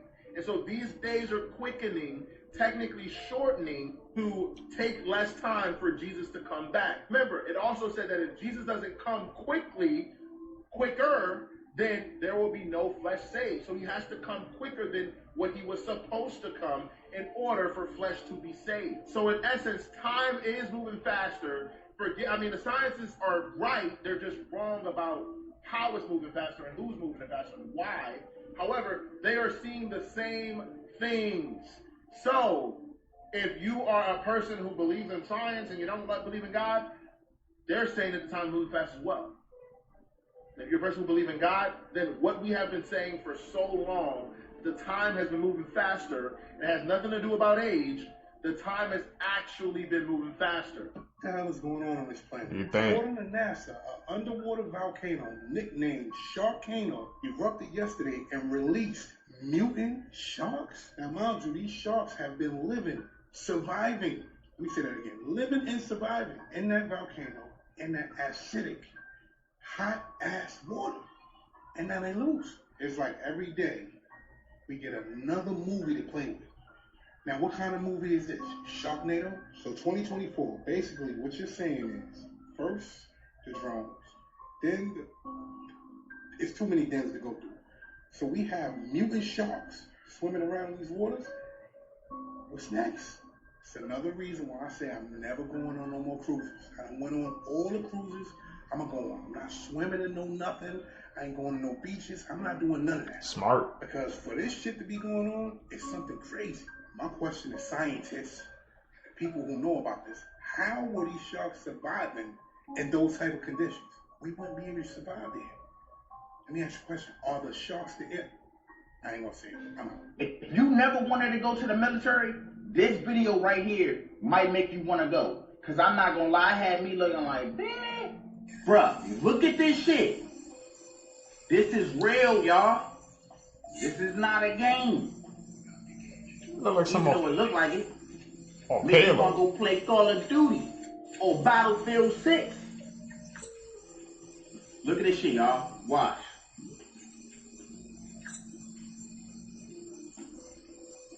The helmet can see through the fucking wall. Nigga, I'm like, you can see through the wall now, fool? Let the recruiter come to me in high school and show me this. Nigga, I'd have been like, yeah, I'm signing up. What do I sign up? There's a certain blood type. I think it's the rarest in the world. It's called Rh negative. I've never heard of it. A dialect and a language that matches and originates from nothing around Europe. Yeah. So the theory is going, are they human/alien hybrids? If a rhesus positive and a rhesus negative parents were to have an offspring, an Rh negative mother, her body would actually try to an Rh positive baby. How on earth could this happen? It suggests somewhere in our lineage that the Rh negatives and the Rh positives are perceived as being profoundly different. Lower than normal blood pressure, lower than normal pulse. In a number of cases, they have an extra vertebra in their back. Are they different humans? Why do they have a different blood type?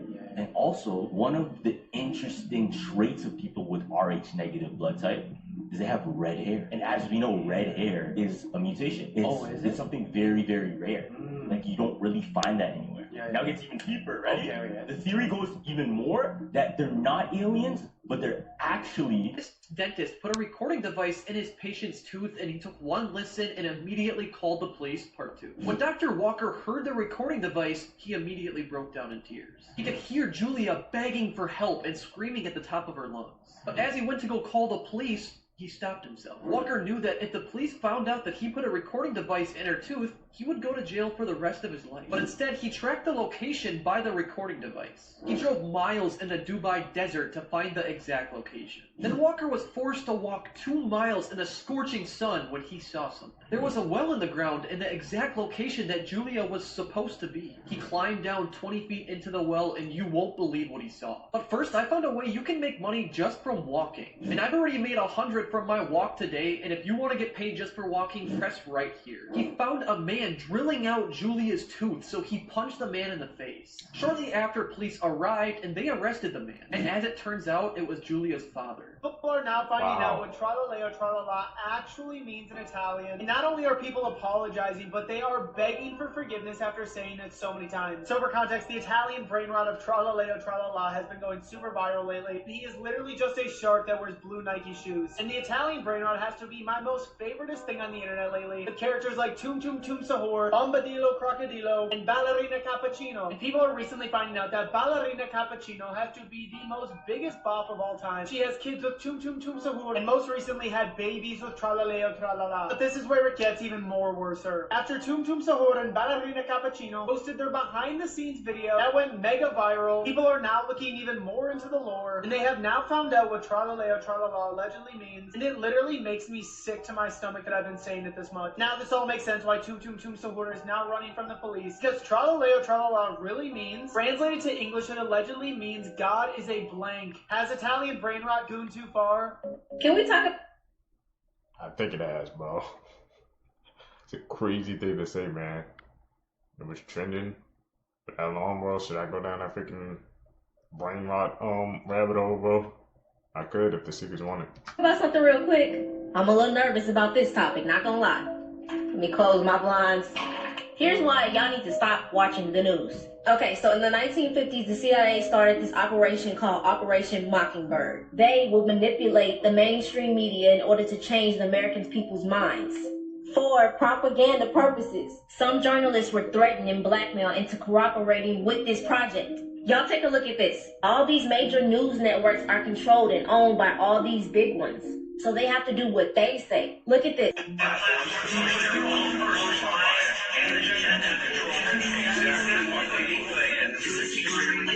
The news is just based on the opinion of the people who control everything. And everything is one-sided. The media hated this man. Trump said he's going to make his own social media platform where he's going to be talking about truth because he knows about this Operation Mockingbird. So y'all be safe. Did you know naming your kids with these names are illegal in USA? Wait, there's actually certain names that are illegal? Yeah, and sometimes certain names get through without the government knowing, right? But eventually they could get caught and punished. So it's illegal to name your kids like Jesus Christ, Messiah, the rate symbol, King, Queen, the number 3.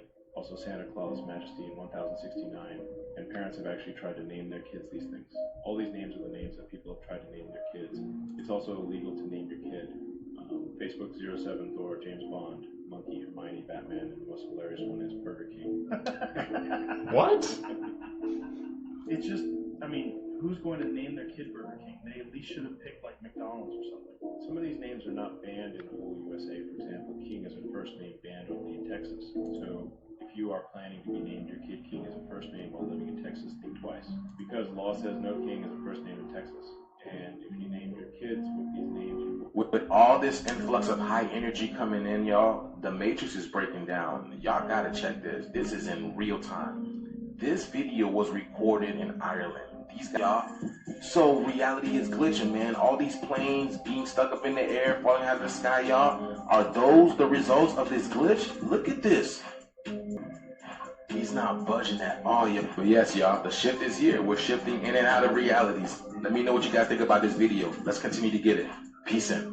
You guys know that these Disney stars were arrested and some even spent time in prison? Starting with the one that shocked me the most, Phil Lewis, who played Mr. Mosby on The Sweet Life of Zack and Cody. He went to prison for manslaughter. So in 1991, way before The Sweet Life of Zack and Cody aired, Phil killed a 21-year-old girl while drinking and driving. But he was released early and only served 1 year because of the work he did in prison. Next, we got Debbie Ryan, who played Bailey Pickett on The Sweet Life on Deck. When Debbie was 22 years old, she was arrested and charged with a DUI after she crashed her car with another person and severely injured them. Okay, this one's crazy. Back in 2018, Adam Hicks, who starred in Zeke and Luther, was arrested after going around pointing guns at people and robbing them with the help of his girlfriend, Danny. He ended up getting only 5 years in prison, and now he's pursuing his music career and he's on TikTok. Now, this one definitely caught me off guard because Mitchell Musso played such an innocent kid on Hannah Montana, but he was arrested for public intoxication on August 26th of this year when he apparently stole a bag of chips from a store, but he denies this ever happened. Mitchell was also arrested back in 2011 when he was 20 years old for a DUI. Let me know which one surprised you the most because mine was Mr. Mosby.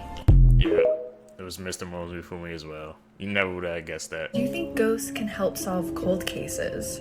Well, throughout history, there's been reports of ghosts coming back to tell their loved ones who killed them, like the story of Fred Fisher. And if you're interested in these kind of stories, I just did a podcast episode on the most famous one. So in 1826, an Australian man by the name of Fred Fisher disappeared into thin air. But this never sat right with his best friend John, because Fred seemed to have left in the middle of the night and didn't take any of his stuff with him. Fred's neighbor claimed that he had gone back to England and had named him the power of attorney. And then his neighbor starts selling all of Fred's stuff. So John starts thinking that something is not right. So one night, months later, John is walking down the street, he's had a few drinks, and right when he's passing Fred's property, he sees a ghostly figure standing in his yard. It looks exactly like Fred, but he's completely pale with like this dead stare. And the figure just lifts one hand slowly and points past John to a creek that's behind him. So the next day, John goes down to the creek right around where this apparition was telling him to go, and sure enough, he finds Fred's body. Not only did this ghost lead John to Fred's body, but it also led to the arrest of the sketchy neighbor for his murder. This full story and more this week on the pod. Ghosts coming back and telling their side of the story wasn't in In 1992, the body of Aglina Diaz de Leon was found right here in this church courtyard. My fiance and I host the podcast Murder in America, and we decided to visit this church on a sunny day last month so we could tell Aglina's story to all of you guys. In 1992, Aglina was found right here in the courtyard of the building, nude, and her throat had been slashed after she was strangled. For 10 years after the crime, nobody had a clue who killed Aglina, and it was a national mystery. That is, until one day in 2002, when police finally got a lead through DNA. Witnesses saw a man named Guadalupe Sandoval near the scene of the crime the night that it happened, and DNA linked him 10 years later to the murder. In the meantime, he had married and raised 2 kids. You never know who you're marrying, I guess. Truly don't, and it sounds like he got away with it too. Sickening. The Muffin Man is actually a serial killer. You know the Muffin Man nursery rhyme, right? But did you know it was based on a dark, true story? 1 second. Chocolate chip. Tastes like your mama boning. But yeah, the story is darker than you think. Because in the 1800s, there was a man named Frederick Thomas Linwood. And he would wait lurking in alleys, looking for his next victims. And they would always be kids. You see, he would kidnap them and unalive them, luring them in with muffins. I mean, what kid wouldn't want a tasty snack? When the townspeople got word of what was happening, they decided to come together and figure out a way to prevent this, to spread awareness amongst the kids and keep them safe, warning them about the Muffin Man, who was a danger on Drury Lane. You're walking past the alleyway, and the Muffin Man gets you. Your 4th act sees this and tries to rescue you. Let me know who it is, and let me know if you think you'd be doomed or not. Anyways, he's one of the first documented serial killers in the world. And everyone still teaches this song to their kids, even children TV shows. And yet nobody knows that The Muffin Man. I heard about that because of Shrek, bro. You know, the Muffin Man scene between Gingerbread Man and Lord Farquaad. Classic. Nobody has been able to explain this creepy viral video. For the past 11 years, a man who runs a TikTok account by the name of Dude My House is Haunted has been pretty confident that there has been some paranormal activity within his home. He claims that ever since his wife passed away, there have been some strange and unusual things going on. So eventually he decided to leave cameras out and record what was happening and post it onto TikTok, which is the footage that you are about to see. In this video, you can see a chair seemingly moving on its own. It moves somewhat slowly until it suddenly is violently pulled into the corner by the kitchen. A mysterious, shadowy figure can be seen moving behind the chair, and then suddenly out of nowhere, the chair is thrown into the kitchen. Now, of course, we're not really sure what happened in this video, but I'm having a hard time coming up with an explanation for this one. Or it could just be an edit. Simple as that. Insanely dark facts and things that have happened at Disney World. When Disney had first opened way back in the 70s, Walt Disney had originally hired spies. He would station them around the park so they could eavesdrop on the guests and get a feel for how they actually liked the experience. It's pretty much common knowledge that Disney does have an underground tunnel system, but did you know that that system runs a full 9 acres under the park, and people have actually gotten lost down there? Roughly 10 or so years ago, there was an incident that was reported near Space Mountain when a guest tried to sneak on a duffel bag. When employees found out and they asked to search it, they found inside a 6-month-old baby. Why this parent was trying to sneak a baby onto a roller coaster, we do not know. In a lesser-known incident that Disney actually covered up pretty well, in 2004, a 38-year-old cast member who was playing Pluto was run over by the Beauty and the Beast float during the opening parade. Although clearly deceased at the scene, Disney refused to declare the death until the body was brought outside of the park. The things companies do for money, man. Blood-curdling facts that you wish you never knew. Part 18. A man from Queens once spent 5 months in jail completely unaware that his bail was just $2. Since spiders molt, when you see what you might think is a dead spider, it could just be that the spider left behind its exoskeleton and is now bigger than before, around with a bunch of poop inside of them. Scientists accidentally killed the world's oldest living animal, which was a clam that lived to be 507 years old. Statistically speaking, at least one person who comments on this video will not be alive tomorrow. The real reason you shouldn't eat raw cookie dough isn't because of getting sick from eating raw eggs. It's because you shouldn't eat raw flour, which contains fecal matter from all the birds flying over the field and pooping on the wheat. I bet you didn't know that these 3 myths aren't true. So the first one is that if you swallow chewing gum, your stomach will take 7 years to digest it. And that's just not true. And that's totally cap, because if you swallow some gum, it'll only take about 2 to 4 days to pass through your entire system. Wow. The second myth is that cracking your knuckles will give you arthritis. Scientists have not yet discovered a correlation between cracking your knuckles and arthritis. However, over time it can lessen your grip strength. And at number 3, we have the myth that sugar makes kids hyper. I totally thought this one was true, but scientists say that it's completely false. While it has been proven that sugar can change your mood and make you feel more active, there's no real connection between kids being hyper and the consumption of sugar. I ain't gonna lie, I'm gonna have to call cap on that last one, bro. Because if you get some kids some sugar, bro, they'll be freaking hyper, man, running all around the place, man. I don't believe that last one. Like I said, when we watch these videos together with you guys, we always gotta do our own research.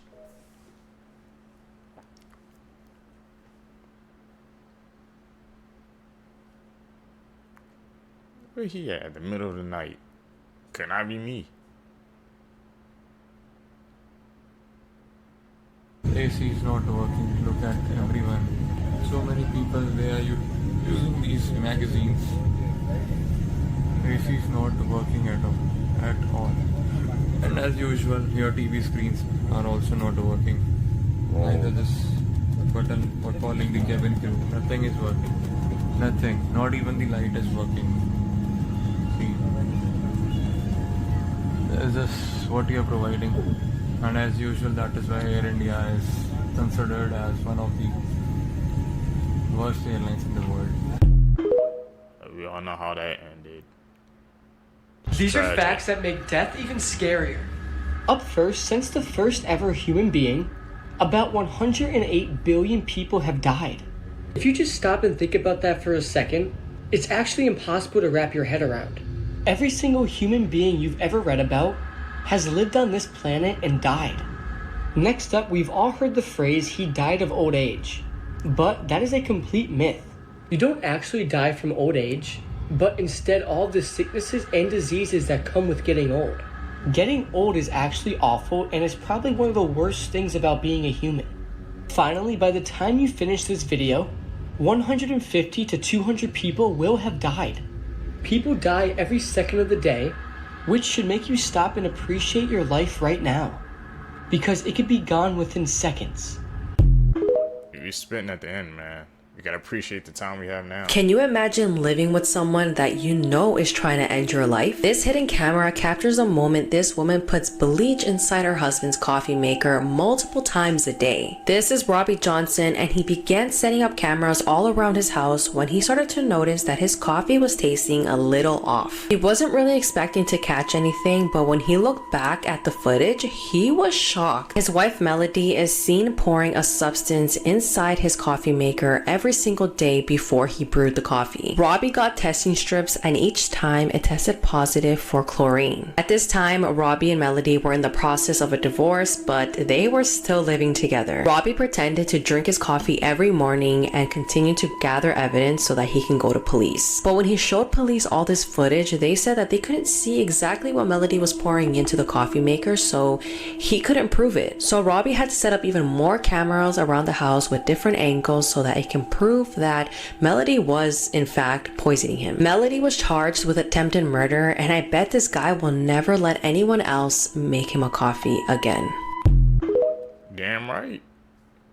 Now, after seeing that. Today I'm going to be asking my haunted doll about S-Walkers. I won't say their name because people don't like saying their name. So if you don't know what an S-Walker is, basically it's this creature that's been seen throughout history. A lot of Native American culture believes in these walkers and believe that they are demonic entities that kind of pose themselves as animals or different types of species. So I'm going to ask my haunted doll what she thinks of them, if she believes in them. The link to the Spirit Box app I use is in my bio. Lola, do you believe in S-Walkers? Yes, she does. Have you ever come across one before? Yes. That was a really quick yeah. Have you ever been attacked by an S-Walker? No, that's good. They're dangerous. Are they dangerous to be around? Yes. I feel her getting very anxious about it. I think that's confirmation that she's anxious. Lola, do you think any of our followers have ever had an experience with S-Walkers? Yeah, she thinks that maybe some of you have. Will you keep our followers safe from these creatures? Yes, she will. She'll always keep you guys safe. She'll do the best she can. I don't know, what was that device just twisting how she communicated with that dog? What's a missing persons case that still keeps you up at night? I always think about the disappearance of Nicholas Downey and how he completely disappeared after his rental car was found abandoned. So this is 37-year-old Nicholas Downey, and he was last seen on February 27th, 2023 in Bristol, Florida. At the time he was working in Bradenton, but he'd taken a week off to go and visit his wife Holly, who was staying at a rehabilitation center in Mississippi. For the trip, Nicholas rented a Tesla through the Turo app. He was on his way back home when on February 26th, he pulled off of Interstate 10 to recharge the Tesla behind a McDonald's in Marianna, Florida. Security footage shows that someone exited the vehicle to charge it, but the footage was too blurry to know if it was actually Nicholas getting out of the car. The person then gets back into the car before pulling on a State Road 71 heading south instead of getting back on the interstate. While this was happening, the car's owner was watching its progress on the Turo app and saw the direction it was heading. This worried the owner because the car wasn't heading back to Tampa as planned, and he already had the car scheduled to be rented out by another customer the following day. So he sent Nicholas a text message to make sure that he was okay, which would have showed up on the car's dashboard, but he never got a response back. Nicholas was scheduled to go back to work the morning of February 27th, but he never showed up.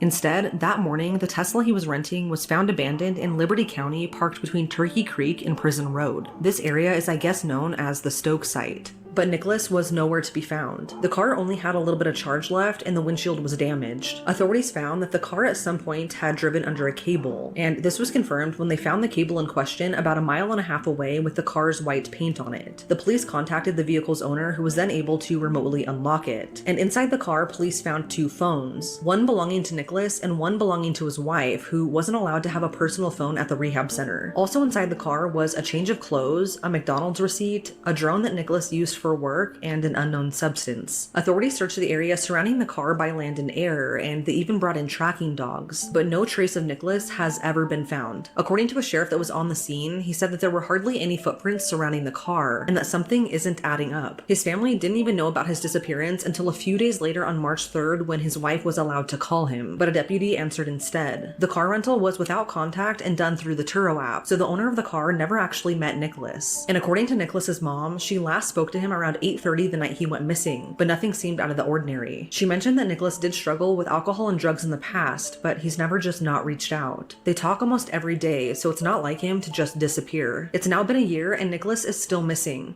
If you have any information about his disappearance at all, please contact the number on the screen. He just vanished.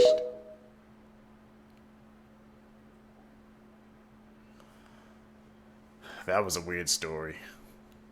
Through that Turo app, that's when they be using to rent cars, right? Luxury cars. I've heard about that. This might be the scariest thing that ever happened to America. We all know that America had a lot of scary things happen to it. But this has to be the scariest thing ever. On August 29th, 1968, every single TV in America shut down. But a demonic whispering was coming from every TV in America. Many people believed that it was the devil trying to get across some message, but nobody really understood it. This lasted for about 25 seconds, then all the TVs came back on. To this day, nobody knows what caused it or why it happened, but everybody believes it was the works of the devil. Glad I wasn't around during that. December 29, 1986, a California Highway Patrol officer named Craig Pyre drove his cruiser down Interstate 15 in San Diego, California. With him was an NBC News reporter filming a segment about highway travel safety that was set to air later that night. At around 4 a.m. the previous morning, a 20-year-old college student named Kara Knott had been found strangled to death in a creek right near the Mercy Road exit. And so as Officer Pyre passed by the Mercy Road exit and continued down Interstate 15, as they filmed, he began talking about the basics of highway travel safety. Anything could happen. Being a female, you could be raped, robbed if you're a male, all the way to where you could be killed. As this particular segment was filmed, Officer Pyre was looking ahead and he noticed there was a car pulled over on the shoulder of the highway with its hazards on. So he turned to the news crew and basically said, look, here's a chance for us to actually show what to do in case your car breaks down on the highway. Officer Pyre walked over to the passenger side door of this car and asked him to explain what happened to your car. The driver said he had run out of gas and then gotten stranded on the side of the road. And then he had left his car and walked to a gas station to get a gas can. And all the way back, he put the gas into his car, but his car still wouldn't start. This driver is doing basically exactly what he shouldn't be doing, according to the safety tips Officer Pyre had given. And so on camera, he basically says to this guy, do you understand how dangerous it is to have left your car like that and walked alone on this highway? And the driver just kind of looked at him and shrugged like, yeah, I guess so. After that, Officer Pyre and the news crew wrapped up filming. They told him what time to expect his segment to air on NBC that night. And when Officer Pyre's actual segment aired on TV, there were a few people, when they watched this clip, that noticed something very specific. And within an hour of this clip airing on TV, those few people were calling the police in droves to tell them, we know what happened to Kara Knott. It would turn out all the clues the police needed to solve the Kara Knott murder case were right there in that 1.5 minute long video. Because what happened to Kara had almost happened to over 24 other women in San Diego. The other 24 women who encountered the same person, the killer. They were terrorized and tortured and held hostage for a couple of hours, but eventually were let go. But Kara wasn't. During her encounter, at some point, the killer clubbed her over the head and then strangled her to death with a rope. Now, the killer at first had gotten away with this until they were featured on that 1.5 minute long video. And some of those women who had survived their attack, they're watching the segment and suddenly their attacker is on TV. And so put that all together and they thought, boom, that's the person who killed Kara Knott. And sure enough, the police would follow up on these tips and they would confirm that the man in the video was Kara's killer. And Kara's killer was none other than Officer Craig Pyre. Officer Pyre was found guilty of murder and sentenced to 25 years to life in prison. I was the officer. That was a plot twist. You gave him safety tips, but he was doing those things himself. What did Buzz Aldrin see in Antarctica? Let's rewind. So in 2016, a satellite got an image of what experts believed to be a huge pyramid in Antarctica. Now, if this was in fact a pyramid, it would be the largest pyramid ever found on Earth. Bigger than the Great Pyramid of Giza, which was about 230 meters wide. This pyramid in Antarctica would be 2,000 meters wide. Now, apparently in 2016, Buzz Aldrin and a crew got together and went to Antarctica to explore and check out this colossal pyramid. They wanted to see it for themselves. But this is where it gets crazy. While on the expedition, Buzz Aldrin suffered a heart attack. He was hospitalized for days. But when he fully recovered and left the hospital, he tweeted something strange, but then quickly deleted it. It said, "We are all in danger. It is evil itself." Now what the hell he talking about? Cause I don't want to find out. Someone close to Buzz said they had a talk with him and he said this. Buzz did say one thing. He just said, we thought out things we shouldn't. And I went, what do you mean by that? Come on, man. What did they find? Was it aliens, a Nephilim giant, other humans? If it is a pyramid, who built it and what was living in it? Got contact with aliens, bro? Yo, what's up? These are Kids That Killed, Part 5. Today on our list, Aaron Campbell. On July 2nd, 2018, 6-year-old Alicia McPhail was nowhere to be found throughout her house. Her parents searched her room, the living room, and every other part of the house, but she could not be found. But the crazy thing was her bicycle was still parked out on the curb, so she couldn't have gone far. I mean, she was only 6 years old and didn't have a habit of running away, so her parents began to worry. But it turns out that this 16-year-old psychopath Aaron Campbell had actually contacted Alicia's dad the night before trying to buy some drugs. And when he went to pick him up and Alicia's dad wouldn't answer, he snuck inside the home, grabbed Alicia while she was sleeping, and kidnapped her. Alicia then woke up while she was being carried around by her kidnapper, and he told her that she had nothing to worry about and that he was a friend of her father's and he was going to get her home safely. But that was far from the truth. It'd be shortly after the young girl woke up that the 16-year-old would move on to brutally beat this young 3-foot-tall 6-year-old girl. It wouldn't be until the morning after this incident where the parents and neighbors would have a search party going out to look for the young girl, and they would find her dumped in a woodland area about 15 minutes away from their home with over 117 different injuries on her body. It was said that they found trace evidence of semen on this girl's body, and it was even claimed by forensics that she was beaten long after she had already died. It was later found out by the police during an investigation that Aaron Campbell was the one who committed these horrific acts on this young girl, and at the age of 20, when he was in prison already, he actually got beat and his front tooth went through the top of his lip. Sorry, Aaron, but you got what was coming to you. This family was last seen in 2022, but have never been seen since.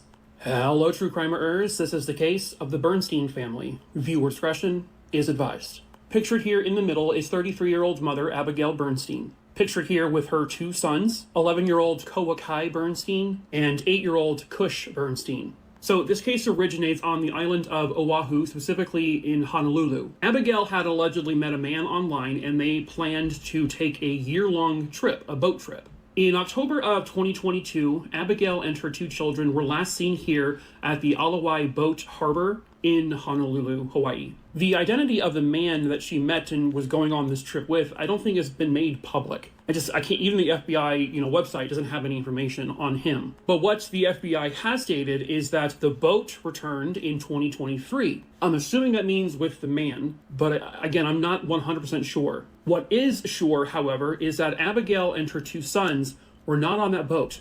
This entire family has not been seen since they left that boat dock in 2022. Once they were reported missing, the FBI becomes involved, and the FBI would find out that Abigail and her two kids were living a very nomadic lifestyle. They completely cut off, or Abigail did, cut off all communications with her family. So it was literally just her and the two kids. Her two sons were not enrolled in school at the time of their disappearance. Neither of the two kids, or Abigail especially, had a cell phone. They cut off their cell phone before they left. And again, I have to assume that this man they went with was questioned and talked to.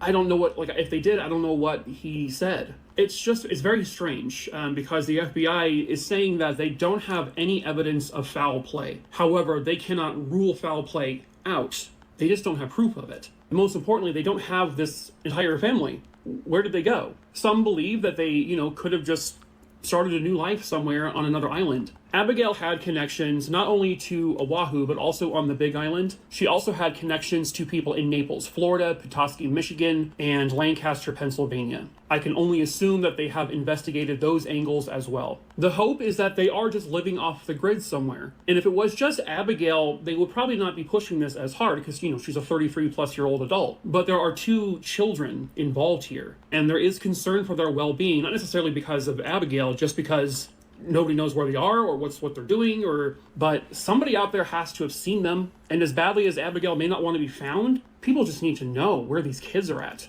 Someone somewhere out there knows the truth, and perhaps that someone is you. If you have any information on the whereabouts of Abigail Bernstein or her two sons, please contact the Honolulu, Hawaii FBI office at 808-673-2719.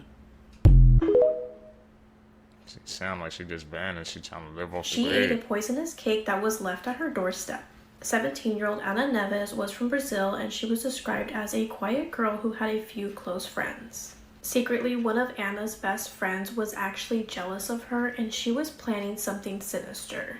On May 30th of 2025, a guy delivered a package with a cake inside to Anna's home. Anna wasn't home at the time, so her sister took in the package. Anna arrived home later that evening around 6 p.m. and her sister was so excited to show her this cake because it had a note that said, "A treat for the most beautiful girl I've ever seen." Anna was flattered because she believed this was from a secret admirer, and as she was eating this cake, she had no idea that that was a big mistake.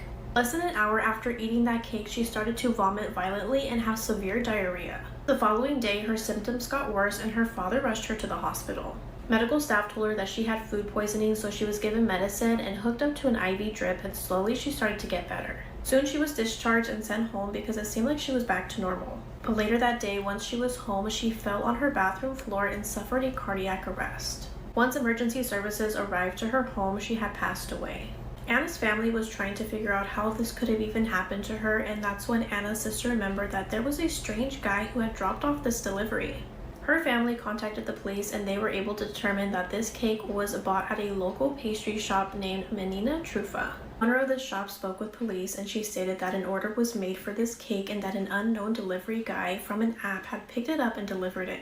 Police tracked down the guy who delivered this cake and he was able to get the address of the person who ordered this cake, and it ended up being Anna's best friend. That friend was brought in for questioning, and at first she denied everything and stated that she had nothing to do with her friend's death, but after hours of questioning with the police, she admitted to everything and stated that she had laced the cake with arsenic that she had bought online for $11.50. She stated that she only meant to scare Anna and didn't mean to harm her at all. She ended up stating that she did this to someone else by sending them a poisonous cake as well because 2 of her boyfriends left her for this girl. This other victim became extremely ill, but fortunately she survived. This friend was sent to a young offenders institution and her identity is currently being hidden and there is no updates on any kind of sentencing. Sometimes, man, your friends aren't your friends. Sad fact.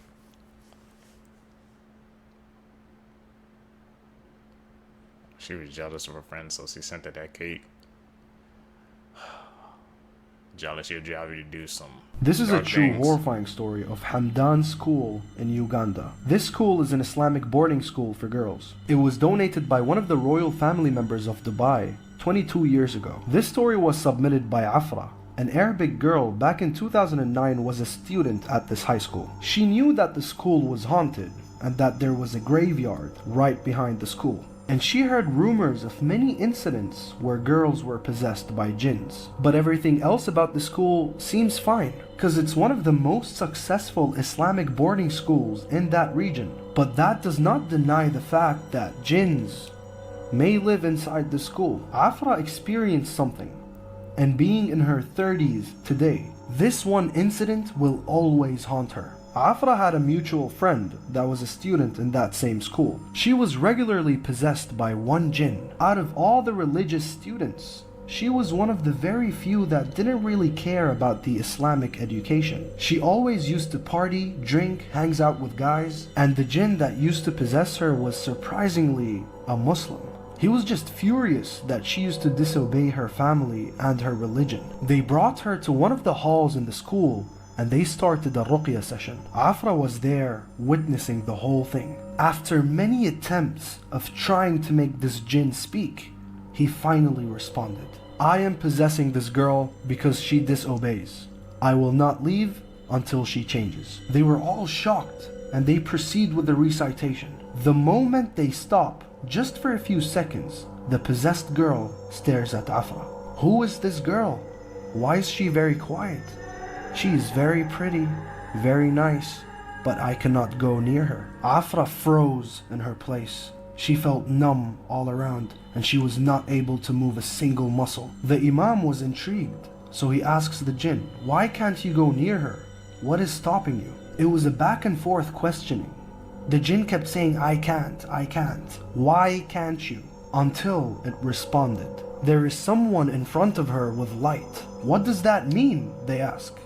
There is someone in front of her with light. I can't go near her. They couldn't interpret what this was exactly. It could have been the veil of light from the Adhkar. But regardless, Afra will never forget the demon's eyes staring deep into her soul, wanting to possess her.